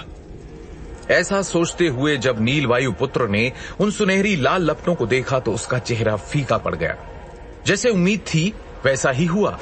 आग पहले की तुलना में कहीं अधिक शक्तिशाली हो गई थी। सुनहरी लाल लपटों ने उसे चारों ओर से घेर लिया और अचानक से नील के शरीर में दर्द की एक लहर उठ गई, ठीक उसी तरह जैसे उस दिन तहखाने में हुआ था। देखते ही देखते नील का शरीर उन आग के लपटों की वजह से लाल हो गया। आमतौर पर इस तरह के उच्च तापमान की आग के संपर्क में आते ही किसी बलिष्ठ साधक का शरीर तक राख में बदल जाएगा, लेकिन नील का शरीर हर तरह से असाधारण बन चुका था कि आग के लपटों से नष्ट होने के बजाय वो एक उत्कृष्ट नश्वर हथियार की तरह चमकते हुए धीरे धीरे लाल हो गया। इसके बाद नील की त्वचा में गहराई तक समा चुके स्वर्ण पत्र के छोटे छोटे टुकड़े, जिन पर प्राचीन संस्कृत के शब्द गड़े हुए थे, वो अचानक से ऊपर आ गए और उसकी त्वचा पर मंडराने लगे। इन स्वर्ण पत्र के झिलमिलाते टुकड़ों में ढका हुआ नील का पूरा शरीर शानदार ढंग से चमक रहा था। एक तरफ उसका शरीर चमकदार लाल रंग की आभा बिखेर रहा था, वहीं दूसरी तरफ सुनहरे टुकड़े उसके शरीर पर एक छवि का रूप लेने लगे और संस्कृत के कुछ शब्दों ने मिलकर एक वाक्य का निर्माण किया। आत्मना शक्ति अनंत अस्ति अग्निना पोषित्वा प्रबोध्यतु। इसका मतलब है आत्मा की शक्ति अनंत है, उसे अग्नि से पोषित करके जागृत करो। ये वाक्य तेजी से नील वायुपुत्र की त्वचा पर घूम रहा था। उनके घूमने की गति समय के साथ और भी तेजी से बढ़ती जा रही थी, जब तक कि गुप्त रूप से नील की त्वचा पर छोटे भंवर नहीं बन पाए। जिस तरह पानी का भंवर उनकी चपेट में आई चीजों को पानी के अंदर खींच लेती है, वैसे ही नील के शरीर पर जैसे जैसे भंवर बढ़ते गए, उनके बल ने आग की लपटों को हांडी से निकालकर नील के शरीर की तरफ खींचा और इस तरह से अनेक भंवर उसका शरीर अवशोषित करने लगे। इसका मतलब यह था कि आग उसके शरीर को शुद्ध कर रही थी, जिससे उसकी आत्मा और भी ताकतवर बन रही थी। आश्चर्यजनक रूप से उसके शरीर ने सारी आग खुद के अंदर खींच ली। एक के बाद एक आग की लपटें नील के शरीर में, उसके हाथ, पैर और गर्दन सहित उसके हर एक रोम छिद्र के माध्यम से अवशोषित हो गई। लेकिन इस वक्त जो नील को अपने शरीर में अनुभव हो रहा था, वो किसी भी अन्य पीड़ा से कहीं अधिक दर्दनाक था। जैसे ही आग की लपटें उसकी त्वचा से उसके शरीर में प्रवेश करने लगी, तो उसके शरीर का हर हिस्सा बाहर से लेकर अंदर तक गर्मी से झुलसने लगा। इस भयानक दर्द को सहन करने के लिए नील ने अपना मुंह भींच लिया। जब वो कारागार में था, तब उसकी आत्मा ने पवित्र श्वेत अग्नि से जो दर्द सहा था, उसकी तुलना में इस बार का दर्द कुछ कम था। इसी दौरान नील ने महसूस किया कि जलती हुई आग की वजह से अस्थि विघटक चूर्ण का असर धीरे धीरे समाप्त होता जा रहा था। उसका शरीर आग के लपटों पर प्रतिक्रिया कर रहा था। नील ने महसूस किया कि उसकी आत्मा के आयाम में नवनाग हांडी एक बार फिर से प्रकट हो गई है। उसके अंदर पवित्र श्वेत अग्नि इस समय सुप्त और शांत अवस्था में मौजूद थी, लेकिन अचानक से हांडी नियंत्रण से बाहर हो गई। उसके अंदर पवित्र श्वेत अग्नि की लपटें तेजी से बढ़ने लगी। पवित्र श्वेत अग्नि की लपटों ने नील वायु पुत्र की आत्मा पर प्रहार किया और उसे पूरी तरह से अपने आगोश में ले लिया। धीरे धीरे पवित्र श्वेत अग्नि नील की आत्मा के आयाम से बाहर निकल आई, लेकिन आश्चर्यजनक रूप से उसके ठीक सामने उसे पवित्र श्वेत अग्नि किसी जीवित प्राणी की तरह दिखाई दे रही थी। तभी पवित्र श्वेत अग्नि से एक अजीब सी आवाज निकली और वो नर्क की तलवार की तरफ तेजी से बढ़ गई। अघोरा की नर्क की तलवार बेहद शक्तिशाली धातुओं के मिश्रण से बनी थी। यहां तक कि जब उसने उसे बनाया था, तब भी वो धधकती आग में लंबे समय तक रहने के बाद भी नहीं पिघली थी। लेकिन जैसे ही पवित्र श्वेत अग्नि ने उस उच्चतम श्रेणी के अमूल्य नश्वर हथियार को छुआ, वो तुरंत ही पिघलकर गर्म धातु की कुछ बूंदों में बदल गई। नील ने जब पवित्र श्वेत अग्नि की भयानक शक्ति देखी, तो उसके चेहरे पर आश्चर्य का भाव आ गया और उसने हैरान होकर सोचा, आखिर ये पवित्र श्वेत अग्नि है क्या? ये इतनी शक्तिशाली कैसे हो सकती है? तभी नील को सुंदरनगर की सबसे मशहूर कहानी का कुछ अंश याद आया, जिसमें बताया गया था कि जब राक्षसों ने सुंदरनगर साम्राज्य को पूरी तरह से बर्बाद कर दिया था, तब भृगु ऋषि ने वहां प्रकट होकर अपनी पवित्र श्वेत अग्नि से सारे राक्षसों को जलाकर भस्म कर दिया था। यह कहानी सुंदरनगर के हर बच्चे को अच्छी तरह से याद है।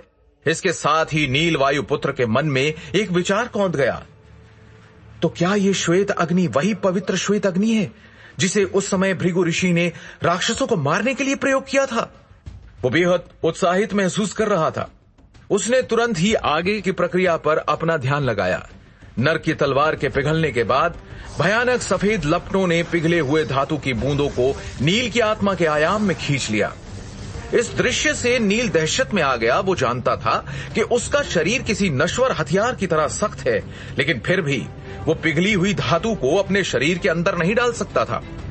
लाख कोशिश करने के बावजूद वो उसे नहीं रोक पाया और उसकी आंखों के सामने वो पिघली हुई धातु उसके शरीर के अंदर प्रवेश कर गई। कुछ समय बीतने पर भी जब कुछ नहीं हुआ, तो नील चकित रह गया कि वो अभी भी ठीक था और अपनी आत्मा के आयाम में देख सकता था कि पवित्र श्वेत अग्नि ने धातु की उन बूंदों को नवनाग हांडी के अंदर डाल दिया था। नील अभी भी नवनाग हांडी के अंदर की गतिविधि को देख सकता था। उसने देखा कि धातु की कुछ बूंदें अचानक से 8 भागों में बट गई और हर एक बूंद हांडी के ऊपरी भाग पर बनी 8 दिव्य नागों की मूर्तियों में प्रवेश कर गई। धातु की बूंदों के प्रवेश करते ही सभी दिव्य नागों के फन पर अलग अलग रंग की नागमणि दिखाई देने लगी, जिनसे प्रकाश की किरणें निकलती जा रही थी। ये किरणें उनके फनों से होते हुए उनकी पूंछ की तरफ बढ़ने लगी। सभी प्रकाश किरणें मूर्तियों की तरह ही अलग अलग रंग की थी, लाल, काली, सफेद, सुनहरी इत्यादि। वो प्रकाश किरणें उन सभी नागों की पूंछ से होते हुए नीचे मौजूद 9वें दिव्य नाग की मूर्ति में प्रवेश कर गई, जिससे आखिरी दिव्य नाग की मूर्ति अचानक से ही चमक उठी और उससे एक नाग की छाया बाहर निकलती हुई सी प्रतीत हुई। ये छाया अभी भी काफी धुंधली थी और धीरे धीरे 9वें दिव्य नाग से निकलने वाले प्रकाश को अपने अंदर समाने लगी। जैसे जैसे वो उस प्रकाश को अवशोषित कर रही थी, यानी खुद में उस प्रकाश को समा रही थी, वैसे वैसे वो छाया और अधिक स्पष्ट होती जा रही थी। नील वायुपुत्र ये देखकर हैरान था। जल्द ही उसकी आंखों के सामने एक दिव्य नाग की आकृति और भी स्पष्ट हो गई। उस दिव्य नाग का फन नीले रंग का था और बेहद चमकदार था, जिस पर नीलम जैसी नागमणि सुशोभित थी, जबकि उसका बाकी शरीर 9 रंगों से मिलकर बना था। जब उस दिव्य नाग की छाया ने प्रकाश को पूरी तरह से अवशोषित कर लिया, तब दिव्य नाग की पूंछ पर एक सर्पशल्क उभरा और अचानक से सुनहरे रंग की चमक चारों ओर बिखरने लगी। उस सर्पशल्क से धातु की बूंदों की आभा महसूस की जा सकती थी। नील इस नजारे को देखकर थोड़ा भ्रमित हुआ, लेकिन फिर पूरी प्रक्रिया पर ध्यान देने के बाद उसे समझ में आया कि वो सुनहरा सर्पशल्क अवश्य ही उन धातु की बूंदों से बना है। फिर भी इस बात की पुष्टि करना असंभव था।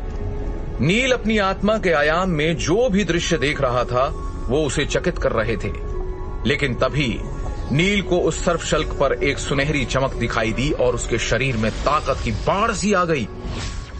उस सर्पशल्क के कारण उसकी ताकत अचानक ही काफी बढ़ गई। नील के सामने अभी अभी प्रकट हुए दिव्यनाग की आंखें अभी भी बंद थी। नील वायुपुत्र इस बढ़ी हुई शक्ति को महसूस कर सकता था। अगर सिर्फ एक सर्पशल्क ने मेरी शक्ति को कई गुना बढ़ा दिया, अगर दसियों हजार सर्पशल्कों की शक्तियों को जागृत किया जाए तो क्या होगा? अगर वो सभी सर्पशल्क की शक्तियों को जागृत कर लेता है तो उसकी ताकत कितनी अविश्वसनीय हो जाएगी। नील ने अपने होठों को घबराहट से गीला किया और अपने शानदार विचार को अपने मन से बाहर निकालने के लिए संघर्ष करते हुए अपना सिर हिला दिया। ये सब अभी उसकी पहुंच से बहुत दूर था। उसने इस काम की कठिनाई को अभी अभी महसूस किया था कि दिव्यनाग के सर्पशल्क को जागृत करना कितना मुश्किल था। अघोरा के अनुसार नर्क की तलवार एक उच्च स्तर का सर्वोत्तम नश्वर हथियार और अत्यंत मूल्यवान खजाना था। इसके बावजूद ये केवल एक ही सर्पशल्क की शक्ति को जागृत कर पाया था।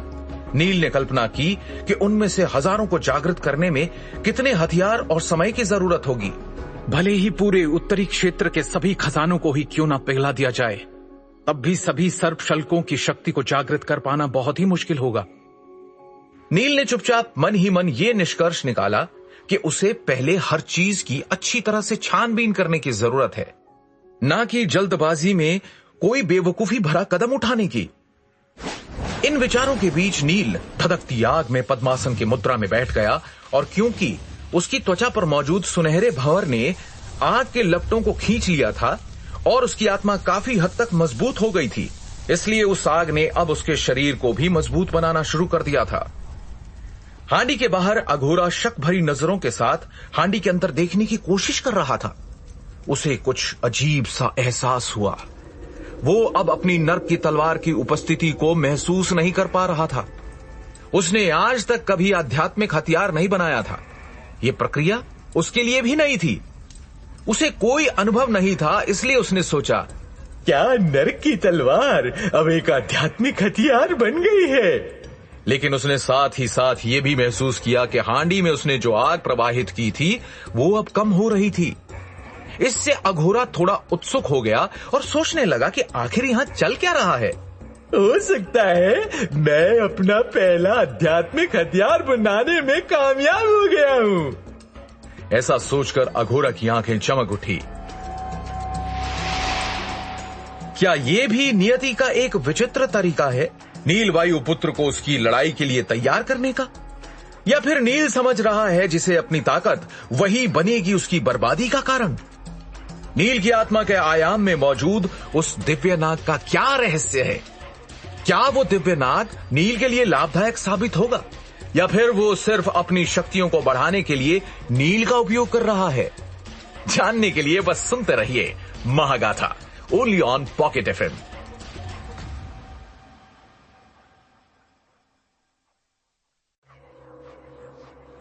तुम्हें मेरी नर की तलवार को अपनी शक्तियां देने के लिए सम्मानित महसूस करना चाहिए।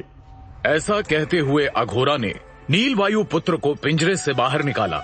इस पागल सन की अघोरा को जवाब देना बेवकूफी ही होगी। ऐसा महसूस करते हुए नील ने बिना कुछ बोले धीरे से अपना सिर हिलाया और अघोरा के पीछे जाने के लिए खड़ा हो गया। ये देखते हुए कि अघोरा कितना शक्तिशाली है, नील खुद को लाचार महसूस कर रहा था। वहां से निकलने का कोई रास्ता न देखकर नील ने एक आह भरी कि जल्दी ही वो आग में भस्म होकर राख में बदल जाएगा। ये अफसोस की बात थी कि वो खुद का बचाव करने के काबिल नहीं था। मरता क्या न करता। एक आखिरी विकल्प के तौर पर नील ने एक बार बचने की नाकाम कोशिश जरूर की।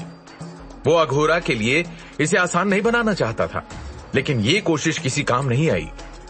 बस अघोरा को उसे पूरे रास्ते घसीटना पड़ा और फिर वो हथियार शोधन हांडी के सामने जाकर रुक गया। आखिरकार अघोरा ने नील वायु पुत्र को हांडी के अंदर धकेल दिया।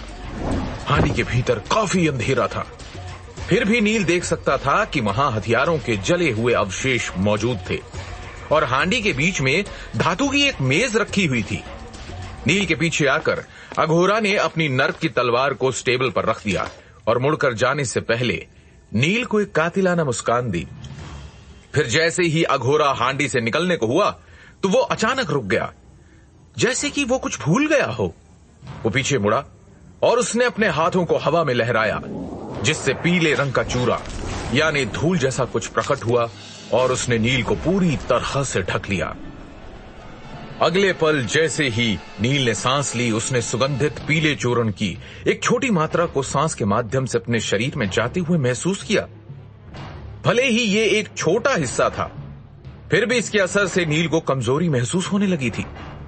उसने जल्द ही इस गंध की वजह से इसे पहचान लिया। ये अस्थि विघटक चूर्ण था।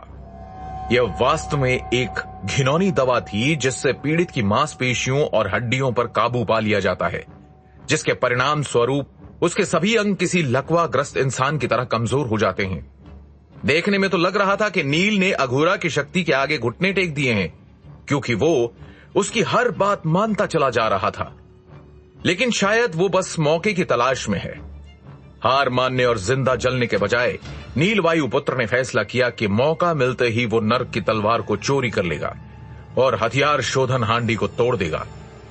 वो अघोरा को हराने के लिए जो कुछ कर सकता था वो सब करेगा। लानत है, सारी योजना विफल हो गई। नील वायु पुत्र ने देखा कि उसकी योजना शुरू होने से पहले ही विफल हो गई और ये सब अस्थि विघटक चूर्ण के कारण हुआ था। नील को उसका शरीर कमजोर, कोमल और असहाय होता महसूस हो रहा है। इस चूर्ण ने उसकी जीवन शक्ति को भी प्रभावित किया, जिससे वो एक उंगली तक उठाने में असमर्थ हो गया था। क्या यही मेरा अंत है? क्या मेरा जीवन यही समाप्त हो जाएगा? इस तरह से कमजोर होने के लिए मैं केवल खुद को दोषी मानता हूं। मुझे आखिरी समय तक की प्रतीक्षा नहीं करनी चाहिए थी। उसने गुस्से में अपने दांत पीस लिए और उसके चेहरे पर एक हताशा की भावना नजर आ रही थी। उसके इन्हीं विचारों के बीच में हथियार शोधन हांडी के अंदर आग की एक ज्वाला फूट पड़ी। चमकदार पीली लपटों ने नील को किसी उग्र पीले कमल की याद दिला दी। नील ने महसूस किया कि ये अघोरा की आध्यात्मिक आग होनी चाहिए। आग तुरंत फैल गई और हथियार शोधन हांडी को आग ने पूरी तरह से अपने आगोश में ले लिया। नील ने अपने चेहरे पर उसकी गर्मी को महसूस किया और जल्द ही वो आग की लपटों में पूरी तरह से घिर गया। उसके कपड़ों में आग लग गई और वो तुरंत ही जलकर भस्म हो गए। जैसे ही आग की लपटों ने उसके शरीर को घेरा, उसने बेतहाशा गर्मी महसूस की और उसे पसीना आने लगा। नील ने अपनी आंखें बंद कर ली। वो दर्द को सहने के लिए तैयार हो गया, लेकिन काफी देर तक इंतजार करने के बाद भी उसे कोई दर्द महसूस नहीं हुआ। क्या चल रहा है? यह आग मुझे जला क्यों नहीं पा रही है? यह आश्चर्यजनक था। उसने थोड़ी सी गर्मी जरूर महसूस की थी, लेकिन इतनी भी नहीं कि उसे बेचैनी होने लगे। अपने शरीर पर आग के वर्तमान प्रभाव को देखकर नील पूरी तरह से भ्रमित हो गया और परिस्थितियों को अच्छे से समझने के लिए उसने अपनी आंखें खोल ली। जब उसने खुद को देखा तो वो पूरी तरह से नग्न अवस्था में था। उसके सारे कपड़े जल चुके थे, लेकिन उसका शरीर पूरी तरह से सुरक्षित था। यहां तक कि उसके बाल भी नहीं जले थे। इस दृश्य से नील पूरी तरह से हैरान हो गया। क्या इसी वजह से जलती हुई आग से मुझे कोई परेशानी नहीं हो रही है? वो मन ही मन फुसफुसाया। फिर अचानक उसके दिमाग में एक विचार आया। उसने सोचा था कि वो मरने जा रहा है, इसलिए वो हताश हो गया था, लेकिन वर्तमान परिस्थिति ने उसके हृदय को आनंद से भर दिया। हालांकि ये निश्चित नहीं था, लेकिन अब वो जो देख रहा था ये उस अविश्वसनीय दृश्य से संबंधित था जो उस दिन तहखाने में हुआ था। नील को पता था कि उस दिन के बाद उसके साथ कई अविश्वसनीय घटनाएं घटी है। क्या ये इसलिए है क्योंकि मेरा शरीर किसी नश्वर हथियार जितना मजबूत है कि आग भी मुझे नहीं जला पा रही है? सुनहरी लपटें लगातार हवा में तेजी से फैल रही थी और बड़े बड़े अदृश्य हाथों की तरह नील को अपने आगोश में लेने की कोशिश कर रही थी। बहुत सारी लपटें मेज पर पड़ी नर्क की तलवार के साथ भी ऐसा ही कर रही थी। आग जितनी अधिक बढ़ती रही, नील का शरीर उतना ही गर्म होता गया, लेकिन फिर भी उसे कोई तीव्र जलन महसूस नहीं हो रही थी। नील के विपरीत उस आग से नर्क की तलवार काफी ज्यादा प्रभावित हुई थी, और जैसे जैसे आग बढ़ने के साथ साथ धातु गर्म हो रही थी, वैसे वैसे तलवार के काले और सफेद भाग से एक अजीब सी रोशनी चमक रही थी, जैसे कि वो आग की ऊर्जा को अपने अंदर समा रही हो। एक हथियार का निर्माण करते समय सबसे महत्वपूर्ण बात यह होती है कि हथियार को कब आग में डाला जाए और फिर आग की ऊर्जा को तलवार के अंदर समा जाने का मौका दिया जाए। यह बेहद अनूठा तरीका है। अब आग की लपटें नर्क की तलवार को चारों तरफ से घेर रही है। नील ने सामने देखते हुए विचार किया। यह थोड़ा अजीब था, क्योंकि नील खुद भी हांडी के भीतर था और आग के लपटों में घिरा हुआ था, लेकिन फिर भी वो शोधन प्रक्रिया को बड़ी रुचि के साथ देख रहा था। जब नील हांडी में खड़े होकर शोधन प्रक्रिया को देख रहा था, तभी हांडी के बाहर से अघोरा की हैरान करने वाली आवाज आई। शायद उसने कुछ असामान्य महसूस किया था। आग की गर्म लपटों द्वारा नर्क की तलवार को शुद्ध करने की प्रक्रिया काफी लंबी थी और अघोरा ने अब तक नील के खाक हो जाने की उम्मीद की थी, लेकिन जब उसने अंदर देखा तो नील बिल्कुल पहले जैसी हालत में ही था। यह नजारा देखकर उसने सोचा, ये कैसे हो सकता है? ये लड़का अभी तक जिंदा कैसे है? अघोरा ने एक पल को खुद को संभाला और हिसाब लगाया। ये लड़का वैसे तो इंसान है, लेकिन इसके अंदर से एक नश्वर हथियार की गंध आती है। क्या ऐसा हो सकता है कि ये लड़का खुद भी किसी नश्वर हथियार के टुकड़े जितना मजबूत हो? इस संभावना के बारे में सोचकर अघोरा उत्साहित हो गया और उसका चेहरा खिल उठा। वैसे भी उसने कभी भी सामान्य तकनीकों का इस्तेमाल नहीं किया था और भयंकर तरीकों से ही हथियार का शोधन और निर्माण किया था। नीलवायु पुत्र के पास मौजूद अजीब शक्ति को देखकर वो और भी रोमांचित हो गया। उसने जो आग जलाई थी वो दूसरी श्रेणी की थी, फिर भी वो सामान्य आग से 10 गुना अधिक शक्तिशाली थी, लेकिन उस आग ने भी नील को कोई नुकसान नहीं पहुंचाया। इस बात से अघोरा को समझ ही नहीं आ रहा था कि वो आखिर कैसा महसूस करे। ये युवक आग की लपटों के बीच खड़ा है, लेकिन आग इसका बाल भी बांका नहीं कर पा रही है। ये देखकर अघोरा आश्चर्यचकित और उदास दोनों भाव महसूस कर रहा था। जाहिर है नील का शरीर एक बड़ा हथियार है जो आग से भी नष्ट नहीं हो सकता था। अब उसे क्या करना चाहिए? कुछ देर तक इस पर विचार करने के बाद अघोरा ने अपनी जेब में हाथ डाला और एक गोली निकाली। उस गोली के ऊपर आग की ज्वाला की तरह धारियां बनी हुई थी। अग्नि विगलन वटी। अघोरा ने उस गोली को देखकर अपने पागलपन और सनक के साथ हुंकार भरी। ये तीसरी श्रेणी की गोली थी जिसकी कीमत पूरे एक नगर के बराबर थी। ये थोड़े समय के लिए आग के स्तर को बढ़ा सकती थी। इस एक गोली को पाने के लिए उसने एक उच्च श्रेणी के बहुमूल्य नश्वर हथियार का सौदा किया था। अघोरा इस कीमती अग्नि विगलन वटी को बर्बाद नहीं करना चाहता था, इसलिए उसने इसे कई सालों तक संभाल कर रखा था। उस गोली को देखते हुए अगले ही पल उसकी आंखों में झिझक के भाव आ गए। उसने गोली को अपनी उंगलियों के बीच घुमाया और सोचा कि उसे इसका प्रयोग करना चाहिए या नहीं। लेकिन फिर खुद को याद दिलाते हुए अघोरा ने सोचा, हर बार जब मैंने कोई भी बड़ा जुआ खेला है तो मुझे एक उच्च स्तर का नश्वर हथियार बनाने में कामयाबी हासिल हुई है। अगर मैं ये बाजी जीत जाता हूँ तो शायद ये नर्क की तलवार को आध्यात्मिक हथियार में बदल देगा। जैसे ही उसके दिमाग में ये विचार आया, अघोरा का दिल अति उत्साह के कारण जोर से धड़कने लगा। अघोरा को अग्नि विगलन वटी को अपने मुंह में डालने के लिए किसी और प्रोत्साहन की आवश्यकता नहीं थी। जैसे ही अघोरा ने उस गोली को निगला, उसका गला धधकती आग की तरह गर्म हो गया। उसकी आंख, कान, नाक और मुंह से आग की लपटें निकलने लगी थी। उसके भीतर की आग धधक उठी। फिर कुछ ही पल में वो आग उसके शरीर से निकलकर हथियार शोधन हांडी में जाने लगी। अग्नि विगलन वटी की शक्ति की वजह से अघोरा के मुंह से निकल रही आग अब बहुत ताकतवर हो गई थी। जैसे ही वो अग्नि पूरी तरह से प्रज्वलित हुई, पूरी गुफा असाधारण गर्मी से भर गई और उस भयानक गर्मी से पिंजरों में बंद कई लोग जलकर राख हो गए, जिससे पूरी गुफा उन सभी की दर्दनाक चीखों से भर गई और सब तरफ मांस के जलने की गंध फैल गई। आग उगलता अघोरा अपने सन की अंदाज में जोर जोर से हंसने लगा। तो क्या होगा आगे? क्या नील आग की शक्ति बढ़ने के बाद जल जाएगा या होगा कोई नया चमत्कार?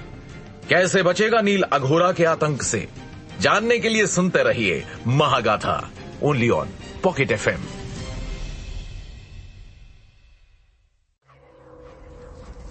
हांडी के बाहर खड़े अघोरा ने महसूस किया कि हांडी में उसने जो आग प्रवाहित की थी वो कम हो रही है। इससे अघोरा थोड़ा उत्सुक हो गया और सोचने लगा कि आखिर यहाँ चल क्या रहा है। हो सकता है मैं अपना पहला आध्यात्मिक हथियार बनाने में कामयाब हो गया हूँ। जैसा कि प्रत्येक हथियार निर्माता जानता है कि जब शोधन प्रक्रिया पूरी होने के करीब होती है तो हथियार अपने अंतिम स्वरूप में प्रवेश करने लगता है, और ये वो समय होता है जब हथियार बड़ी मात्रा में आग का इस्तेमाल करता है।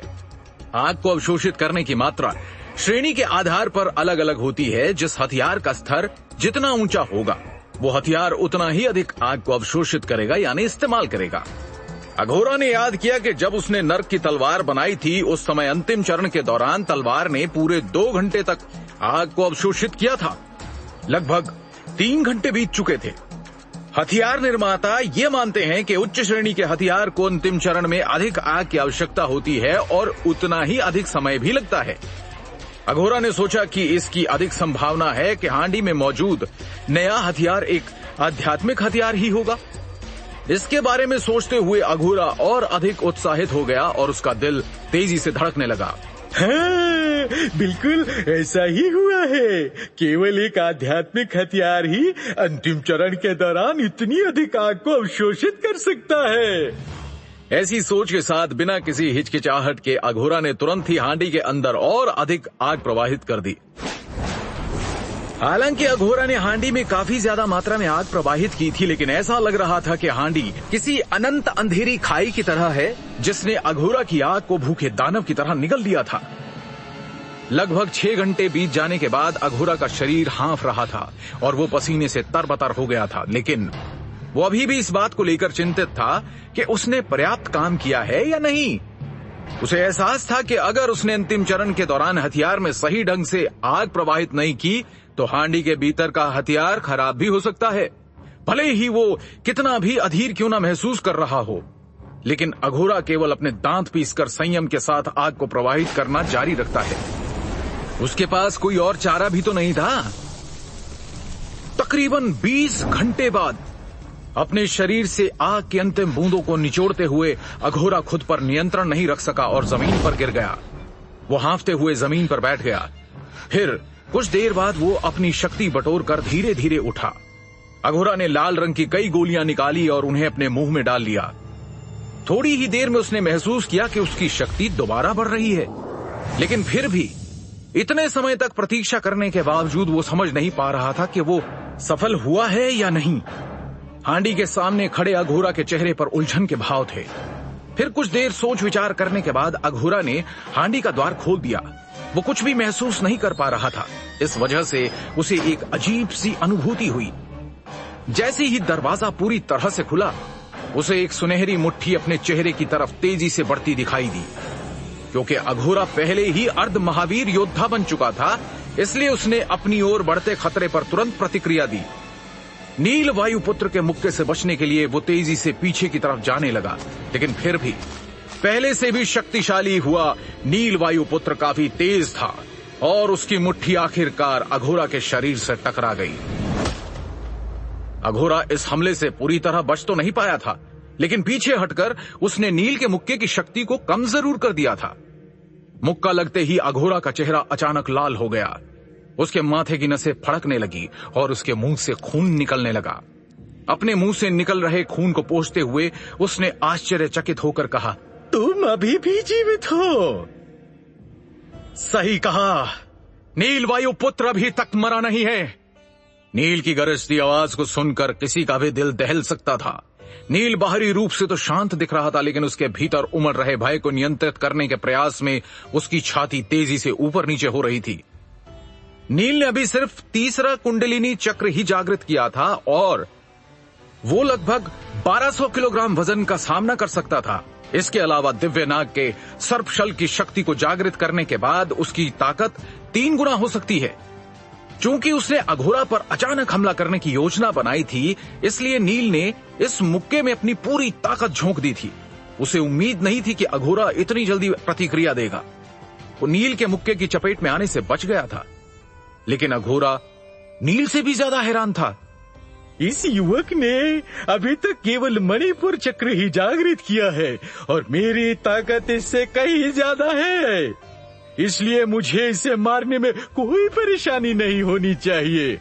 लेकिन हथियार शोधन हांडी से निकलने के बाद से इसकी ताकत बढ़ी हुई मालूम पड़ रही है। क्या हांडी में रहने के दौरान इसकी शक्तियां बढ़ गई हैं? यहाँ चल क्या रहा है? अघोरा असमंजस में पड़ गया। यदि अघोरा की गति तेज नहीं होती तो नील के मुक्के से वो मारा भी जा सकता था। यह अघोरा के लिए शर्म की बात होती और ऐसा दोबारा नहीं हो सकता है। मेरी नर्क की तलवार कहाँ है? अघोरा की आवाज में क्रोध की झलक थी। हालांकि अघोरा के पास चिंता करने के लिए कई चीजें थी, लेकिन वो अपनी सबसे प्यारी तलवार के लिए सबसे ज्यादा चिंतित था। नील ने अपने कंधे उचका दिए और अपने हाथ फैला लिए। इसी के साथ नील के चेहरे पर एक मुस्कान उभर गई और उसने कहा, तुम सच में नहीं जानते। जाहिर है मैंने उसे खा लिया है। तुमने उसे खा लिया? तुम मुझसे झूठ बोल रहे हो। अघोरा झुंझलाकर चिल्लाया। उसकी आंखें चौड़ी हो गई और अविश्वास की छाया उसके चेहरे पर दिखाई देने लगी। नर्क की तलवार एक उच्च श्रेणी का नश्वर हथियार है। उसे कैसे खाया जा सकता है, वो भी एक इंसान के द्वारा? एक इंसान का पेट किसी सामान्य तलवार को भी नहीं पचा पाएगा, तो नश्वर हथियार तो बहुत दूर की बात है। अघोरा की आंखें नील पर जम गई। वो युवक पूरी तरह निर्वस्त्र था। उसके पास नर्क की तलवार को छिपाने के लिए कोई स्थान नहीं था। वहीं हथियार शोधन हांडी भी पूरी तरह से खाली थी। क्योंकि तलवार कहीं भी दिखाई नहीं दे रही थी, तो अघोरा को यकीन हो गया कि नील ने जरूर उसके साथ कुछ किया है। भले ही सभी तथ्य एक ही तरफ इशारा कर रहे थे, लेकिन फिर भी अघोरा नील की बात पर विश्वास नहीं कर सका। वो गुस्से से आग बबूला होकर चिल्लाया, मेरी नर्क की तलवार कहाँ है? जल्दी बता, वरना मैं तेरी जान ले लूंगा। मैं मजाक नहीं कर रहा हूं, मैंने वास्तव में उसे खा लिया है, नील ने मुस्कुराते हुए कहा। वैसे नील सच ही कह रहा था। नर्क की तलवार पवित्र श्वेत अग्नि से पिघल गई थी और फिर उसकी आत्मा के आयाम में उसे 9 रंगों वाले दिव्यनाग के सर्पशल्क ने उसे अवशोषित कर लिया था। दूसरे शब्दों में उसने वास्तव में नर्क की तलवार को खा लिया था। ठीक है, अब जब तुम खुद ही कह रहे हो कि तुमने नर्क की तलवार खा ली है, तो मैं तुम्हारे शरीर को चीर कर खुद ही देख लूंगा कि वो तुम्हारे पेट के अंदर है या नहीं। अघोरा ने गुस्से भरे स्वर में कहा और कहते ही वो तेजी के साथ नील की ओर बढ़ने लगा। उसके हाथ मृत शाखाओं की तरह नील की छाती की ओर जाने लगे। वो अपने हाथों से ही नील का पेट चीरने जा रहा था। बेशक नील अभी भी खड़े होकर अघोरा के खुद को मारने के लिए इंतजार नहीं करने वाला था। इतने लंबे समय तक हथियार शोधन हांडी के अंदर रहने के बाद नील को लगा जैसे कि उसकी शारीरिक शक्ति एक अगले ही स्तर पर पहुंच गई है। उसका शरीर इतना मजबूत हो गया था कि कोई मध्य श्रेणी का नश्वर हथियार भी उसे नुकसान नहीं पहुंचा सकता था। उसने अपने शरीर की सारी शक्ति को इकट्ठा करने के लिए अपने पैरों को हल्के से हिलाया। जल्द ही उसकी हड्डियां चटकने लगी और गड़गड़ाहट जैसी तेज आवाज पूरी गुफा में गूंज उठी। नंदी सहस्त्र मुष्टिका! उसे अघोरा से लड़ना ही होगा। नील वायु पुत्र अब पहले की तरह कमजोर नहीं है। उसे अपने शरीर और अपनी क्षमताओं पर भरोसा है। अघोरा की आग ने उसके शरीर को और अधिक मजबूत बना दिया था। वहीं अगर ताकत की बात करें तो नील केवल मणिपुर चक्र की शुरुआत में था, लेकिन सर्पशल्क की जागृत शक्ति की मदद से वो किसी अर्ध महावीर योद्धा का भी सामना करने के काबिल था। वो अघोरा को किसी भी तरह से खुद को मारने की अनुमति नहीं दे सकता था। और तो और अघोरा उसे लगभग 20 घंटे से जला रहा था। ये लगभग पूरा दिन और रात जितना लंबा समय था। नील जानता था कि 20 घंटों की हथियार शोधन प्रक्रिया के बाद अघोरा की ताकत अवश्य ही कम हो गई होगी और वो अपने जीवित रहने के एकमात्र मौके को हाथ से नहीं जाने देना चाहता था।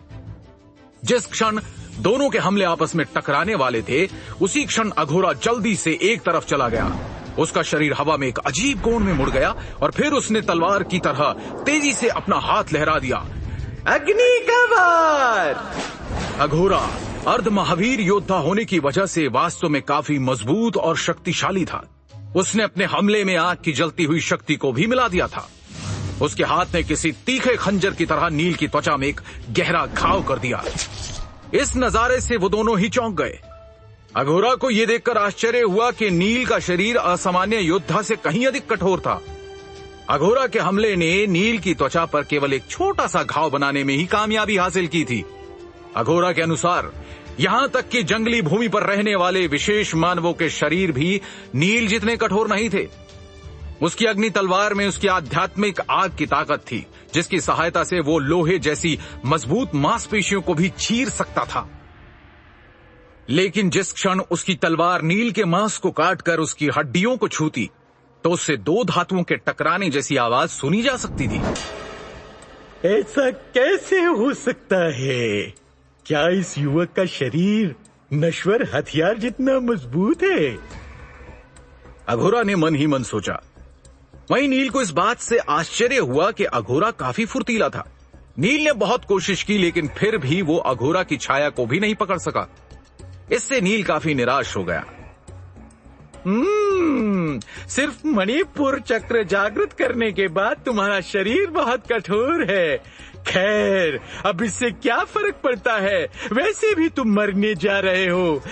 मैं अपने नुकसान की भरपाई के लिए तुम्हारे शरीर से अपने दूसरे हथियारों को परिष्कृत करूंगा।